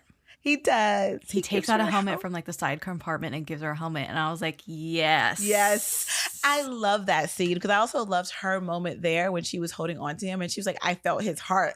And it's like a physical moment because it's like true, his heart was racing because he had a crush on her, obviously, from they had building this little back and forth. But then So also, they almost get in a crash. And then he holds holds on to her. Yes. So I feel like his heart is racing and she feels that. But then it's also like this realization in like the current time of like, he has a heart, like he's a good guy. So it's like this tie between this physical moment of him, like his heart racing because he almost gets in the crash, but he's protecting her. And he protected her from jump because he gave her a helmet. Yes. So it's just like, it's a very sweet compounding. Moment. It's very sweet. So Very sweet. He doesn't ask for the helmet back. She has to find him again to give it to him Yes. because she's like, running why late. she's like, why didn't you come after me for the helmet? He was like, oh, I forgot. Like I he's forgot just to like, go back. like so shy. It's really cute. It's so actually cute. really cute. And then the shrimp thing. Shrimp happens. Yeah. Because he's got a shellfish allergy. She invites him out She for invites the him out. ride because of that ride that he gave her. Right. So she's like, oh, let me thank you. I'll take you out to dinner. And she orders this Tray giant of shrimp. Just tray of shrimp. Nothing else. Which there was no banchan. I was like, I was it's just just shrimp. It's I just was shrimp. thinking that. I was like, girl, where's the rest? Where's It's the just rest? shrimp. But anyway, but they're in Busan, so it's a seaside town. I kind of understand. Whatever. So he starts shoveling shrimp into his gullet. Just shoveling. And there's no reason for it because he's got an allergy. He doesn't tell her that he has an allergy until he starts having a reaction. Still doesn't tell her. Still doesn't Runs tell her. off. Runs What off. he does is he just gets up and he's like, I gotta go. gotta And he go. leaves. Leaves her sitting there. She's Yeah. like, well, that was weird. Yeah. And then the next day she's looking for him. Mm-hmm. And his friend that he works with at the little liquor delivery place is like, oh yeah, he's sick at home because he I don't know What why a dunce. He ate shrimp. and he has a shellfish allergy. Why would he do that? And then she's like, what? He has a shellfish allergy? She goes, finds him at his home and he's like sick in bed. And she comes in guns blazing, yelling at him, why wouldn't you tell me that you have a shellfish allergy? And it's such a sweet moment because while she's yelling at him and he's like huffing and puffing at her because she's yelling at him, but then she's like, here, take this Porridge. And it's like a sweet moment of her being like, I'm here to take care of you because you did something that you shouldn't have done. So I totally believed their love story. I did too. And they're young too. They're like, they're so young. That's why so I young. also think I like they highlighted that she was a young mom. Yeah. As well. Like this wasn't a plan, like her having a baby this young. So what is it? He's 32 now, like in the 2013. And then this was 8 years ago. 8 years ago. So they were no young. longer because the child is 8. So it was before the child. Yeah. So yeah. It's like 10 years. Like maybe, I wouldn't say 10 years, probably like 9 years. Yeah, 9, almost a decade, basically a decade. So they were young. He's 21, 22, and then I think she's younger than him. She's still in school. Yep. Not high school, but in college. They were young. So they were young. Yeah. She had the baby. It also makes that whole relationship with the detective also kind of like, he's obviously older. Yes. Than her, way older than her. So that also is that kind of imbalance that we were talking about. This is a like, young, Park Tae-young prosecutor as well. It is, yeah. What I found funny in episode 3, he's on the run on a motorcycle driving one-handed. He's still handcuffed, which I was like, I don't know if this is sexy or I'm worried about what's happening. I was so worried. But I also was like, give it to him. Doing his own stunts again. Oh my God, stop. You think that he was actually doing that? I have driving around one-handed on a hope motorcycle. in Joon-gi. Yeah, I do. Oh my God. But it was a giving stunt. It was giving. This is a stunt moment. We gotta. This show is full of stunts. Full of stunts. Every episode. But anyway, so he starts to clock that there's CCTV cameras everywhere, and they show a scene from The Hunted with Tommy Lee Jones. Like he's thinking back to the scene in this movie. For those who don't know The Hunted, Tommy Lee Jones plays a tracker/trainer hunting a rogue operative. Benicio del Toro. What am I? Oh my gosh! When I tell you, I love Benicio del Toro. Oh my goodness! So that when they pulled up that scene, I was like, "Oh wait, they don't do this in K-dramas anymore. They just don't do this. They don't." And they did this throughout. There's other ones I have here. They did tie it back to his character. So no, because he loves movies. Loves movies. Yeah, and so a lot of his stunts that he's pulling throughout the chase, the run, being on the run, he's like pulling from references of movies that he's watched and loved, and I really like that. I thought that was like that. Valid. Good character plot. Yeah, I was like, give it character notes there. Yeah. There's some character notes. I liked it. The little movie. I really enjoyed it. Every time one came up, I was like, oh my God, what are they gonna do next? Yeah. In episode 4, he ends up in the countryside and he helps this old lady catch her chicken lunch. She's trying to find her chicken. She's trying to chase this chicken. He's seen her chasing this chicken for like an hour. He can't get out of where he's hiding on her property. And I thought this was really cute, but also like really random. It's so random. The first few episodes, it is extremely random what he gets into as he's on the run. And then the chase up the mountain, the assassin sets off fucking explosives for him in the mountain to distract the police. And that makes him think that he has someone working with him. Right. Not against him, because this is an assassin trying to kill him, not work with him. He takes a bus. This whole thing, it's incredible. He changes outfits. And pretends like he's someone, a volunteer for the police that's scouring the mountain for him. And he takes a bus to a neighboring town and takes a mother and daughter as hostages. The mom is mute. Mm-hmm. And he's kind enough to install like a motion light or something for them. Yeah, they're trying to install some kind of security feature in the house outside that they were having trouble doing because there's no man in the house. It's like man's work. Yeah, yep. And he does it for them, and they don't report him right away when he finally leaves. And I was just like, oh my God. It reminds me of something and I can't think of it. What I feel like I've seen this before. You have. You definitely have. Yeah. And I actually really, watching it back, I was like, oh yeah, I forgot about these moments. Like these moments on these the little run. Vignettes that he had to like, the explanations of how he's able to stay on the run so long. Mm-hmm. Is these moments of like, little randoms running into people's homes kind of thing. Mm-hmm. But then also it was supposed to be there, of course, to kind of showcase the type of character he really was.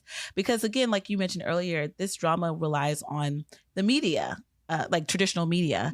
Like there's news reports all the time tracking, hey, we lost him. Hey, the fugitive Tae-san's on the run. The police he got away again. If you see this man. So it's like that is being showcased throughout the entire drama. And so what ends up happening towards the end, of course, is that all these little moments that he has with these random strangers are highlights that come up at the end to show like, hey, or vouch for him. Like, hey, this guy who's a fugitive, who's supposedly a murderer, he did all these great things for me. He delivers a baby. He does all these lovely things. Like, what do you mean he's a murderer? So I did like that. They were able to use that. Yes, we're going to have to talk about that later. I know. They were able to use those moments at the end there to kind of vouch for who he really was as a person and not some cold-hearted killer. He changes his hair and he thinks of the movie The Long Kiss Goodnight with Gina Davis. In the mirror. Did you see the mirror scene? Wasn't that good? I was like, this is hilarious. Oh my God. He's like, I'm in a movie. Here's one scene that I thought was really good, and they don't end up like getting this smart later on, I guess, is that in episode 4, the prosecutor calls the Congresswoman Jo, who's like the other big bad of the show. Her assistant comes in and he's like, hey, you have this prosecutor on the phone right now, and she's in the middle of an interview with a reporter. And she's like, well, take a message because I'm busy right now. And then the reporter gets a call on his phone literally seconds later. And it's the prosecutor saying, hand the phone over to the Congresswoman. And I was like, oh my God, this lady has balls. And I thought it was so smart and surprising. But they don't really do. They don't use that throughout. Yeah. Yeah, I completely agree. But why do you think that is? Like, why do you think they didn't? Because they just started getting more head on with their approach. Their tactics weren't as sneaky, and so it just got bold. They just were getting bold. Right. It just got bold. The prosecutor at some point ends up in front. Like, she literally rings the doorbell and goes to the Congresswoman's house. Absolutely. She's like, I don't care anymore. And for what? Like, for what? To do what? Just to say, I'm going to get you? Yeah. That's what I'm saying. It's very Scooby-Doo in that way. And I do feel like that was one of my issues with the Jake Young character in general. I feel like she was all talk at some point. So it was like, you're not pulling up any results, my love. Like you're on the run. You're supposed to be chasing these people for years. Like she's been chasing these folks since she was a young girl, basically. The reason why she became a prosecutor was to bring down these two people. And it's like, where's the results of all that chasing? I don't. What do you mean? You've been investigating for 8 years, and this is all you have to show for it? And it takes this man on the run to actually kind of start to bring you some kind of like getting you close to some kind of resolution with these folks. I don't know. I just felt like she was all talk a lot of times. So like you said, there were moments where she was just showing up and she's like, give me the phone. Let me talk to her. Threatening to the face. But then it was like, you're not doing anything. How is this helping? You're showing your hand. You're showing your hand. Yeah. Oh my gosh. She showed her hand so many times. all throughout that and drama. Same for the cop. Same for Song-woo, the fiance guy. Hey, like, why are you being stupid? You know what? I was going to say this, and I think I don't know where I put it in my notes, but I was like, at some point, I was like, they're just not that good at their jobs. Exactly. They're just not police that. They're incompetent and prosecutors. Like I was like, they're just that it's taking you relying on this fugitive, to be the thing that kind of brings you how you're going to end up catching people. I don't think that makes sense. If you were good at your job, you could have gotten here a lot quicker. If the fugitive is the linchpin, like you're not a good investigator. You're not. Yeah. So I was like, they're not good, and I think that was getting frustrating for me as well. I was like, this is kind of frustrating because you guys suck. And maybe I've heard a lot of Korean true crime episodes. Shout out Mimu Muziko. And 99% of the time, the cops botch the investigation. They botch it. They're not very good. And this is true crime, mind you. So this is real stuff. So I'm like, oh, maybe they it's just a suck. Thing. Yeah, maybe I feel like they also don't put, even if you think about how they're portrayed, how they always portray cops in K-dramas, it's like they barely carry guns. And when they do, it's like, they barely carry guns. The first, they're like, isn't it? They always, a first taser bullet is a blank. And then they have real bullets in the gun. And I'm like, what? So what? And then also like the fact that they kind of always just sit, like they're always in their office. I mean, they're always at this precinct. Like they're never really on the ground, they're always, they do a lot of work just sitting around the computer. I feel like I don't portray them in a very good light to me. No, they don't. I would say. So I feel like this was another case of that, of like, your police seem a little incompetent. That's Y'all are what they're goofy. giving. You're goofy. Yeah. You're goofy, and you're too busy, half shirtless. With Well, your so pics the out. next episode 5, there is a straight up shower scene, It's and straight it's up. not with Lee Joon-gi. It's with the cop Sung-woo. And I Which is just have in my which notes is what all we caps, needed. all caps, beefy. Beefy. Beef. Gotta love a good beefcake. Because it was definitely a good beefcake moment.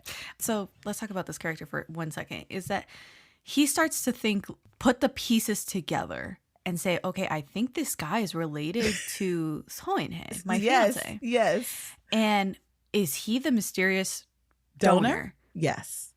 Which the answer is yes.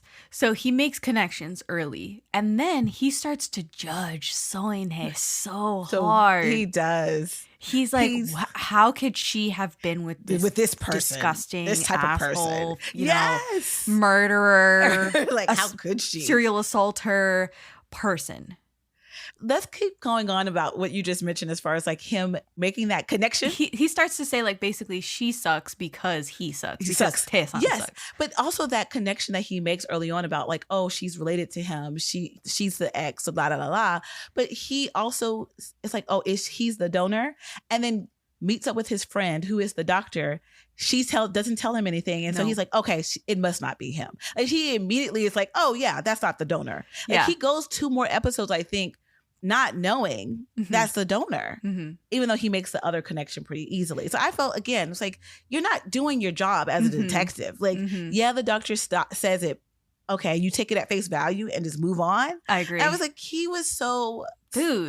I'm like, get it together. Like, why can't you make these connections a lot quicker and move? Because he relied on Jae-kyung to really tell him. Like, she's the one who ends up really kind of like, he has like, how did you know? Why didn't you tell me? It's like, why didn't you know? You made the connection that they were connected before she did. So you had the opportunity to make that connection. I don't know, just incompetence all around. You mentioned he delivers a baby while on the run. Let's talk about this. Because what the fuck? This is when I was like, wow, it could only be a K-drama. It could only be. He's in the mountains. He's on the run, guys. He's on the run, guys. He comes across this fruit tree farm in the pitch darkness. It's raining and it's nighttime. And he's like, oh my God, I found something to eat because he's starving. He starts biting into some fruit.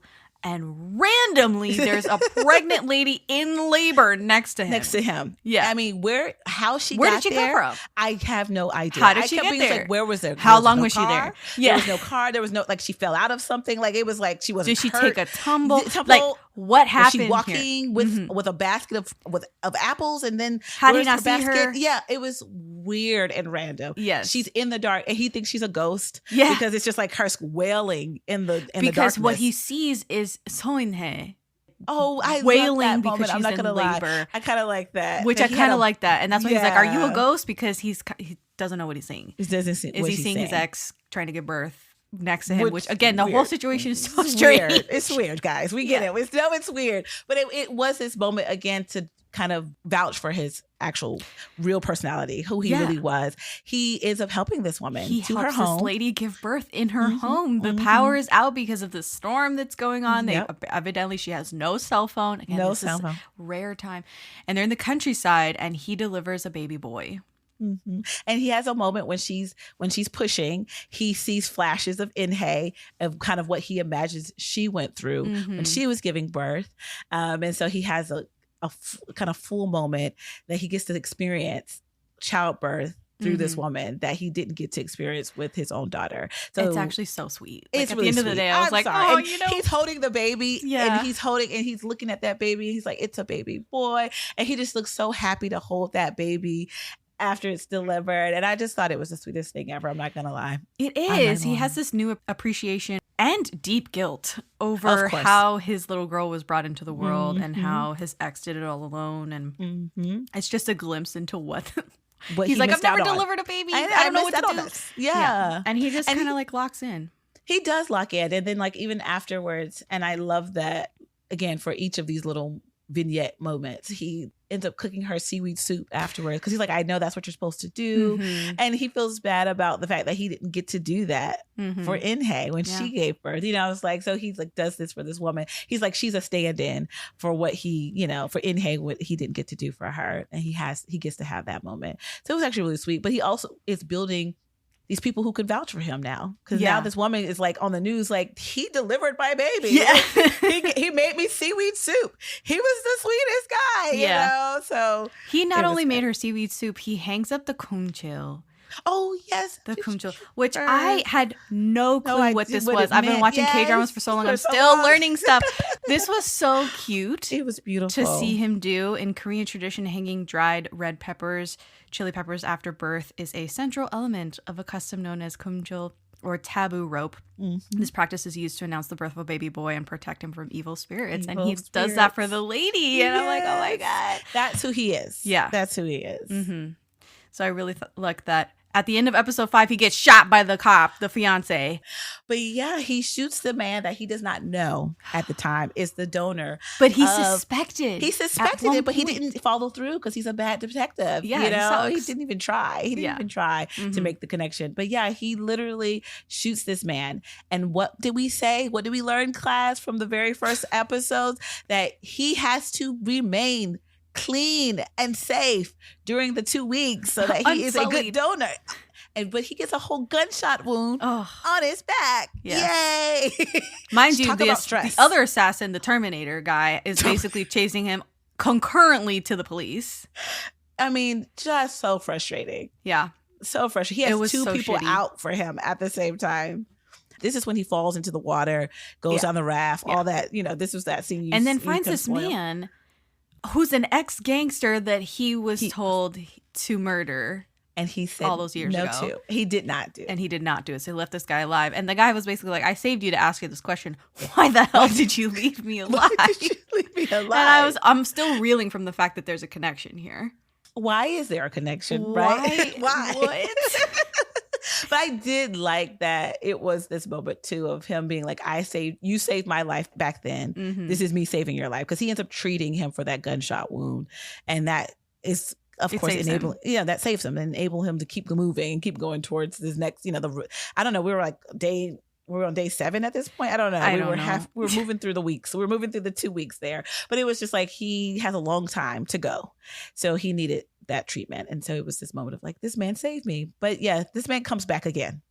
He does. And he helps him later on. Yes, he does. He's the father of the Terminator assassin. And which I thought was interesting because I think in the big guy, the big bad guy, he says that's his son, right? Like he pretends and claims the big bad gangster. Yeah, he says that's his son. The assassin calls him father. Yes. And I have a note in here too saying, what the hell is what? What? Yeah, because I was like in the beginning, I feel like he was like treating him like that was his son. Right, but then they were very cold toward him. Towards him. So mean. And treating him like an employee. So it was like, is that his son? Okay, I don't know. Questions. So then to have that connection reveal at the end, like this is why he was out for him, and then to be using this man's son to do all this horrible, dirty work also made sense, So it made more sense that it wasn't his son, is what I'm trying to say. It made more sense that it wasn't the big bad guy's son. What I found really cute was at the end of episode 6, he's on the phone with his ex In-hye, the mother of his child, and she has been calling him like Tae-san, like a very more formal way of saying his name. And this is the first time in this episode she says Soo-jin Appa don't die, which he freaks out. Soo-jin's dad don't die. And I was like, he's looking at her at this time because she can see her, but she can't see him. And he's on the phone with her. And when she says that to him, he immediately starts to cry, holding the phone to him, but he's trying not to like reveal himself. And it was like, oh, he just wants to be that girl's dad now, And I really wants to be a good dad. He wants to be a good dad. And so you're just like rooting for him. You're like, come on, you got to make it. And you can tell she's already forgiven him. And she has. She's like, it's over. This man is going to save my baby's life. Like, let's get him back, guys. Let's bring him back in. Episode 7 I thought was good because this is when it starts ushering into a different era of the drama. And Tae-san is face to face with this gangster, Moon Il-suk, who has literally thrown him under the bus time and time again, framed him for multiple basically things. This is the third time he's framed him. Third time. And they broke him out of police custody, mind you, in this episode in like a Fast Five type of deal where like there's a dump truck opens up the side. Cars, yeah, multiple cars that are crashing in. There's tear gas involved, guns. It's this whole freaking thing. I'm like, oh my God. So they bust him out and they're in an old lumber factory and he's face to face with the head gangster again. Yes. He says, why are you doing this to me? Because at this point, he has not been fighting back. He's just been evading capture. Which has been good. The gangster, it gives this crazy answer where he's just like, yeah, you're a fall guy. You understand? You've done it twice already and you didn't put up a fight either time. So why wouldn't I do it? Why wouldn't I use you again? Why wouldn't I use you again? And if I were you, I would have killed me by now. You're soft. You have no backbone. You're soft. And then you've been living this slummy life. So you're easy target. So you're an easy target. You have nothing to live for anyway. Why wouldn't I do this? And it lights a fire under Tae-san's ass. And he gets out of this. She starts playing the game finally. Finally. That's when we get that twist. Yeah. And I think it was a long time coming because it's true. And he also now obviously has more reasons to live, more than he to has die. A purpose. Yeah, he has more reasons to live than to die. But he has a purpose now. Before for this man to call it out, like you had no reason. You're slum. You're a loser. You're a loser. You have nothing to live for. Like, of course, you're easy target. But he's like, no, I'm not. Now I'm not. I have a whole daughter. I gotta save. Like, who are you kidding me? So we were like, finally, he's locking in full force, and he starts to play the game. As in, I can't just keep running and hiding for the rest of these 2 weeks. They're too close. They're on my heels. I'm literally getting captured by them at this point, getting shot at multiple times. Now I have to try to get back at them and try to get them before they get me. So that's where that switches. He starts bluffing. And in one of the first scenes that we see him in episode 1, he's playing poker and he's bluffing his ass off. And they're like, what did you have? Because he ends up folding the hand. Yeah. And he's like, oh, no, whatever. And they look at his hand and they're like, you were bluffing the whole time. So you know he can lie. He can bluff. Good. He's good. I mean, he lied to her. Remember, said when they first met and made her believe that. Well, she believed, didn't believe. Yeah. Air quotes. Yeah, he's good at his game. Wink, he's wink. good at the game. Yeah, he's good at the game. But he starts using his poker skills and he escapes and he rescues the prosecutor who was also like at death's door. They were going to shoot her ass. And he was like lying through his teeth trying to get her out. And he busts her out, steals the car, the whole thing. This episode also has, he thinks of a scene in the movie Breakdown with Kurt Russell. Where Kurt Russell plays a regular guy whose wife gets kidnapped after an encounter with a trucker. And he basically hides underneath an 18-wheeler truck. And that's the moment that he remembers. And he's like, oh, I can do that. And I thought that was so funny how he's like thinking of these moments from these movies that he wants to like try out. But then it also is like, oh, I can't physically do that because I got shot in my shoulder. So dang it, let me move on to another scene in my head. But I think that was also the drama, of course, trying to explain away why he's actually so good at what he's doing, of being on the run. They had to explain it somehow. Because you're like, this guy is all of a sudden like kicking tail. He's like, like you said, parkouring across the buildings. Like, where is he getting all this from? And it's like, oh, movies. Of course. He's got an active imagination. And he's fit. He's fit. And one thing that I thought was, oh, this would probably not happen today or would happen differently is at the end of episode 8, Congresswoman Cho brings highway CCTV footage of the prosecutor in the car with Tae-san to like incriminate the prosecutor. Because why is she in the car with a fugitive? But the footage is edited. Yes. It's doctored. And I was like, oh, this would be a whole thing today. Like, we haven't encountered this yet. Thing. But this would be today an AI footage. But deep fakes. Yes. All that stuff would be, if they redid this today. They haven't done that yet. Really. No, they haven't. And I'm like, they're good. But I know it's in the works. It's going to happen. It's going to have to. Very soon. That this is going to end up in the plots. They have the to. Stories. Yeah. Because even that was, for me, shocking. I was like, oh, they know how to doctor CCTV footage. Like, they removed the She had a tape across her mouth. They removed that. So it looked like she was just having a normal conversation with the fugitive in the car.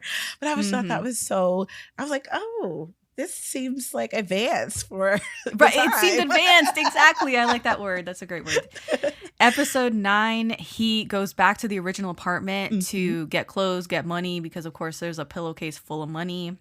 Of course. The friend that got murdered, Monseok. Oh, I forgot about Monseok. So devastating. When the guy died, I was like, oh shit, like this is this is getting serious. People are dying. Serious. So he ends up back there. He's also been framed for that murder, of course. So now he's a double homicide. Double homicide. He says he sets up a memorial for him. Oh, he does. With his favorite ham. And his little soju. Did he put a drink out for him? Yeah. Yeah.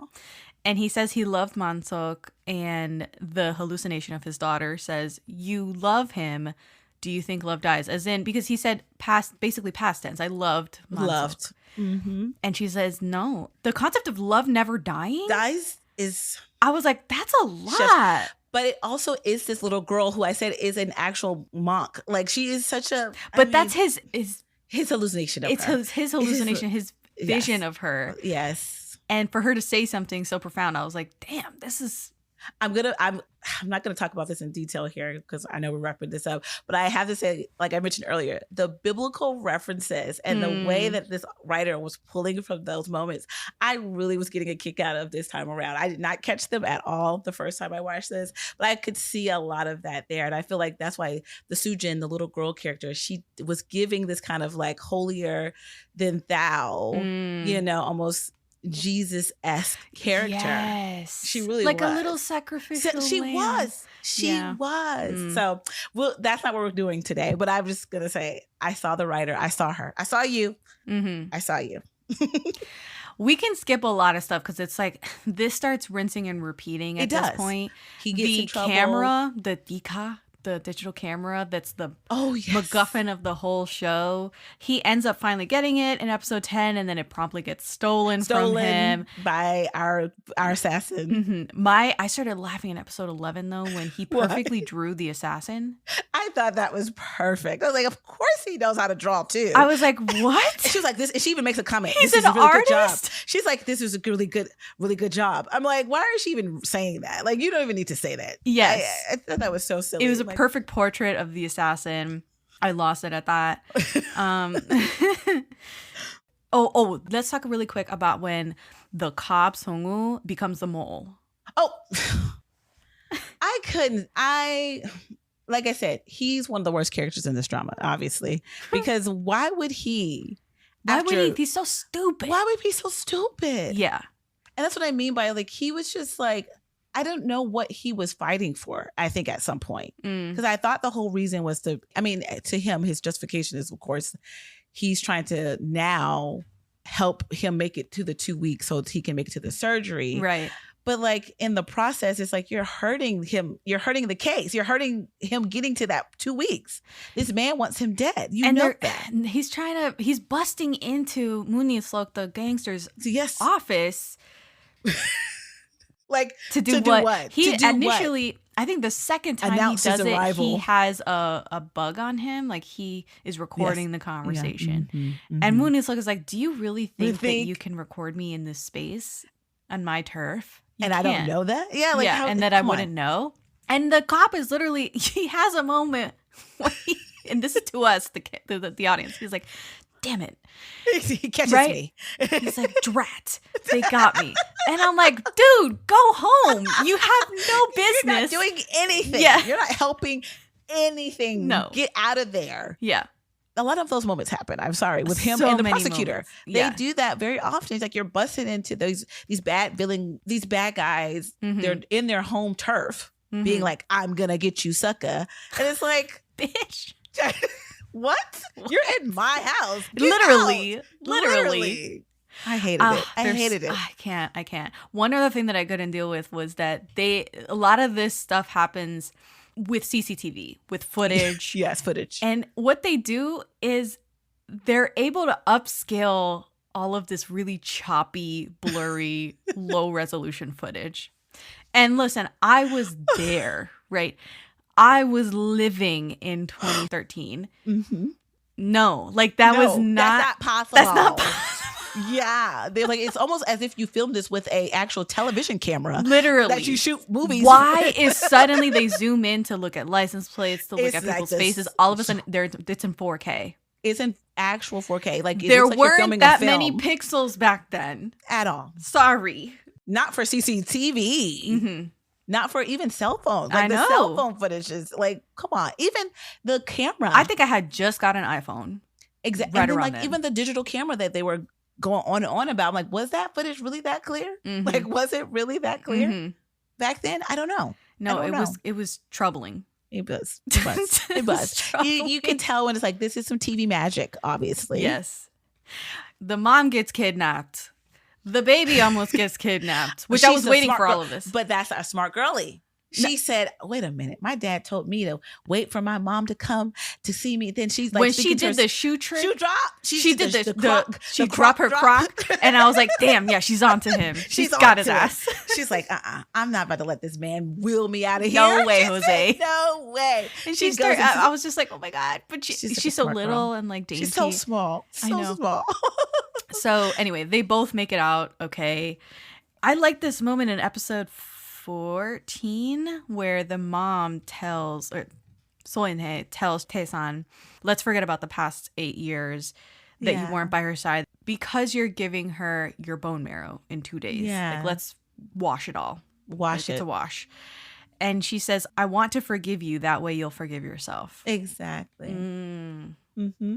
Which I really appreciated. I really appreciate that. And I just think the final episodes, It and wraps their- up everything. it does. And the moments they give him and his daughter were so important to me too. Like, Mhm. I just love seeing like their little moments and their little She quick had a conversations. little bucket list She situation did. that she She wanted to do did. with her dad. I love her stuff like him that. carrying her on her shoulders, playing soccer with him, Yeah. camping Oh, out, camping. all the things. He does it all in one day with her. He does. He has to because Yeah. he ends up telling he's going to be leaving. So there's that. What did you think of that? What's your interpretation of this ending? Even after the second time, like I genuinely am still not convinced that he would leave her behind. Mm. I'm also not convinced that In-hye would let him leave them behind. Mm. So I don't know. But I also was trying to figure out what was like, why did he feel like he needed to become a better person? Well, for yeah, them? he's still a deadbeat dad. He I think his is, point. but he is, but he has the motivation now to do better. I understand what you're saying. You're kind of like, okay, he knows what he has to He do and knows work what he has on, to and do. he will definitely do it. He should. He's got a definitely heart do of it. gold. He can do it. Reform gangster, reform bad guy. He can do it. He can. I believe in him. Okay. That's what I feel. I see. about the end. I was kind But of more. I was more on his side, but I was You like, were yeah, honest. get I your knew- shit together. I knew you would be, but Yeah. I'm like, I actually, You know, he okay. doesn't have a full time even. He doesn't. But I will say I appreciated that about his character, though. That's even more reason why I liked him, because he even was like, you know what, I got to get myself together. Mm-hmm. Let me go. He has and to like figure set that up a out. new life, but I also He thought, does.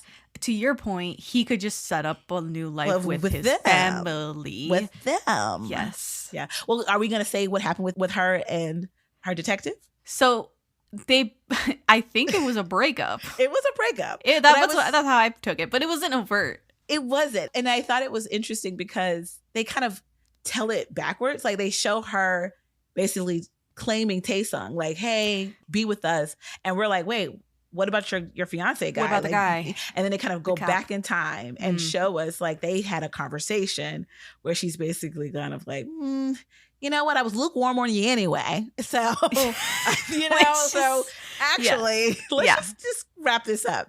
Mm-hmm. And I thought that was interesting that they gave them this little breakup moment only for her still not to be with Tae-sung at the end. Yeah, you know what? Yeah. Because But she at got least- closure basically. She with did. both of them. With both of them.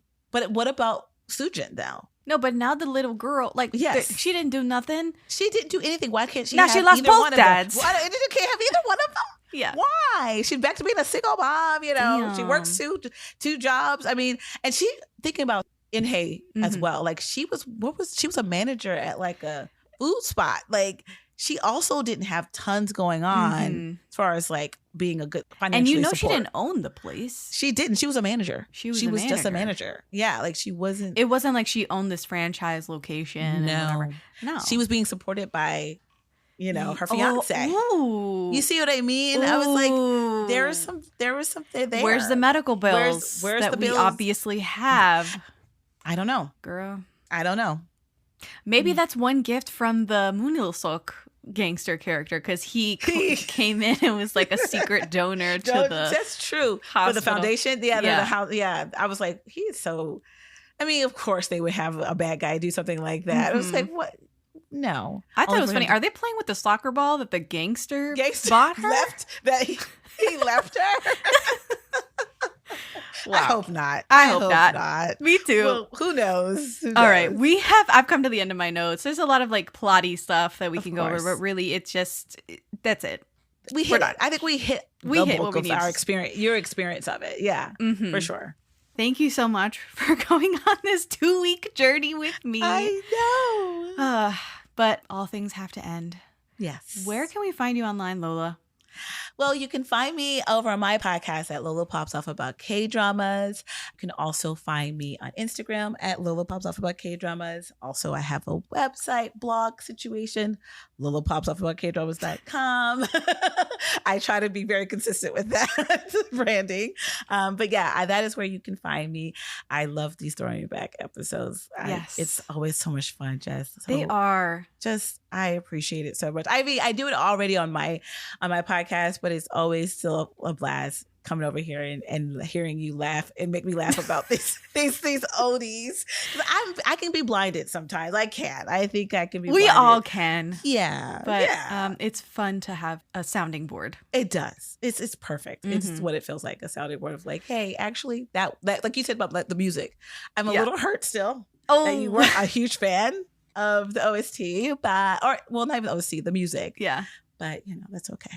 It's all right. We'll live. Thank you, Lola. Thank you so much. And that's been our show. I'm Jessica, and this has been the Daebak K-Rambles Podcast.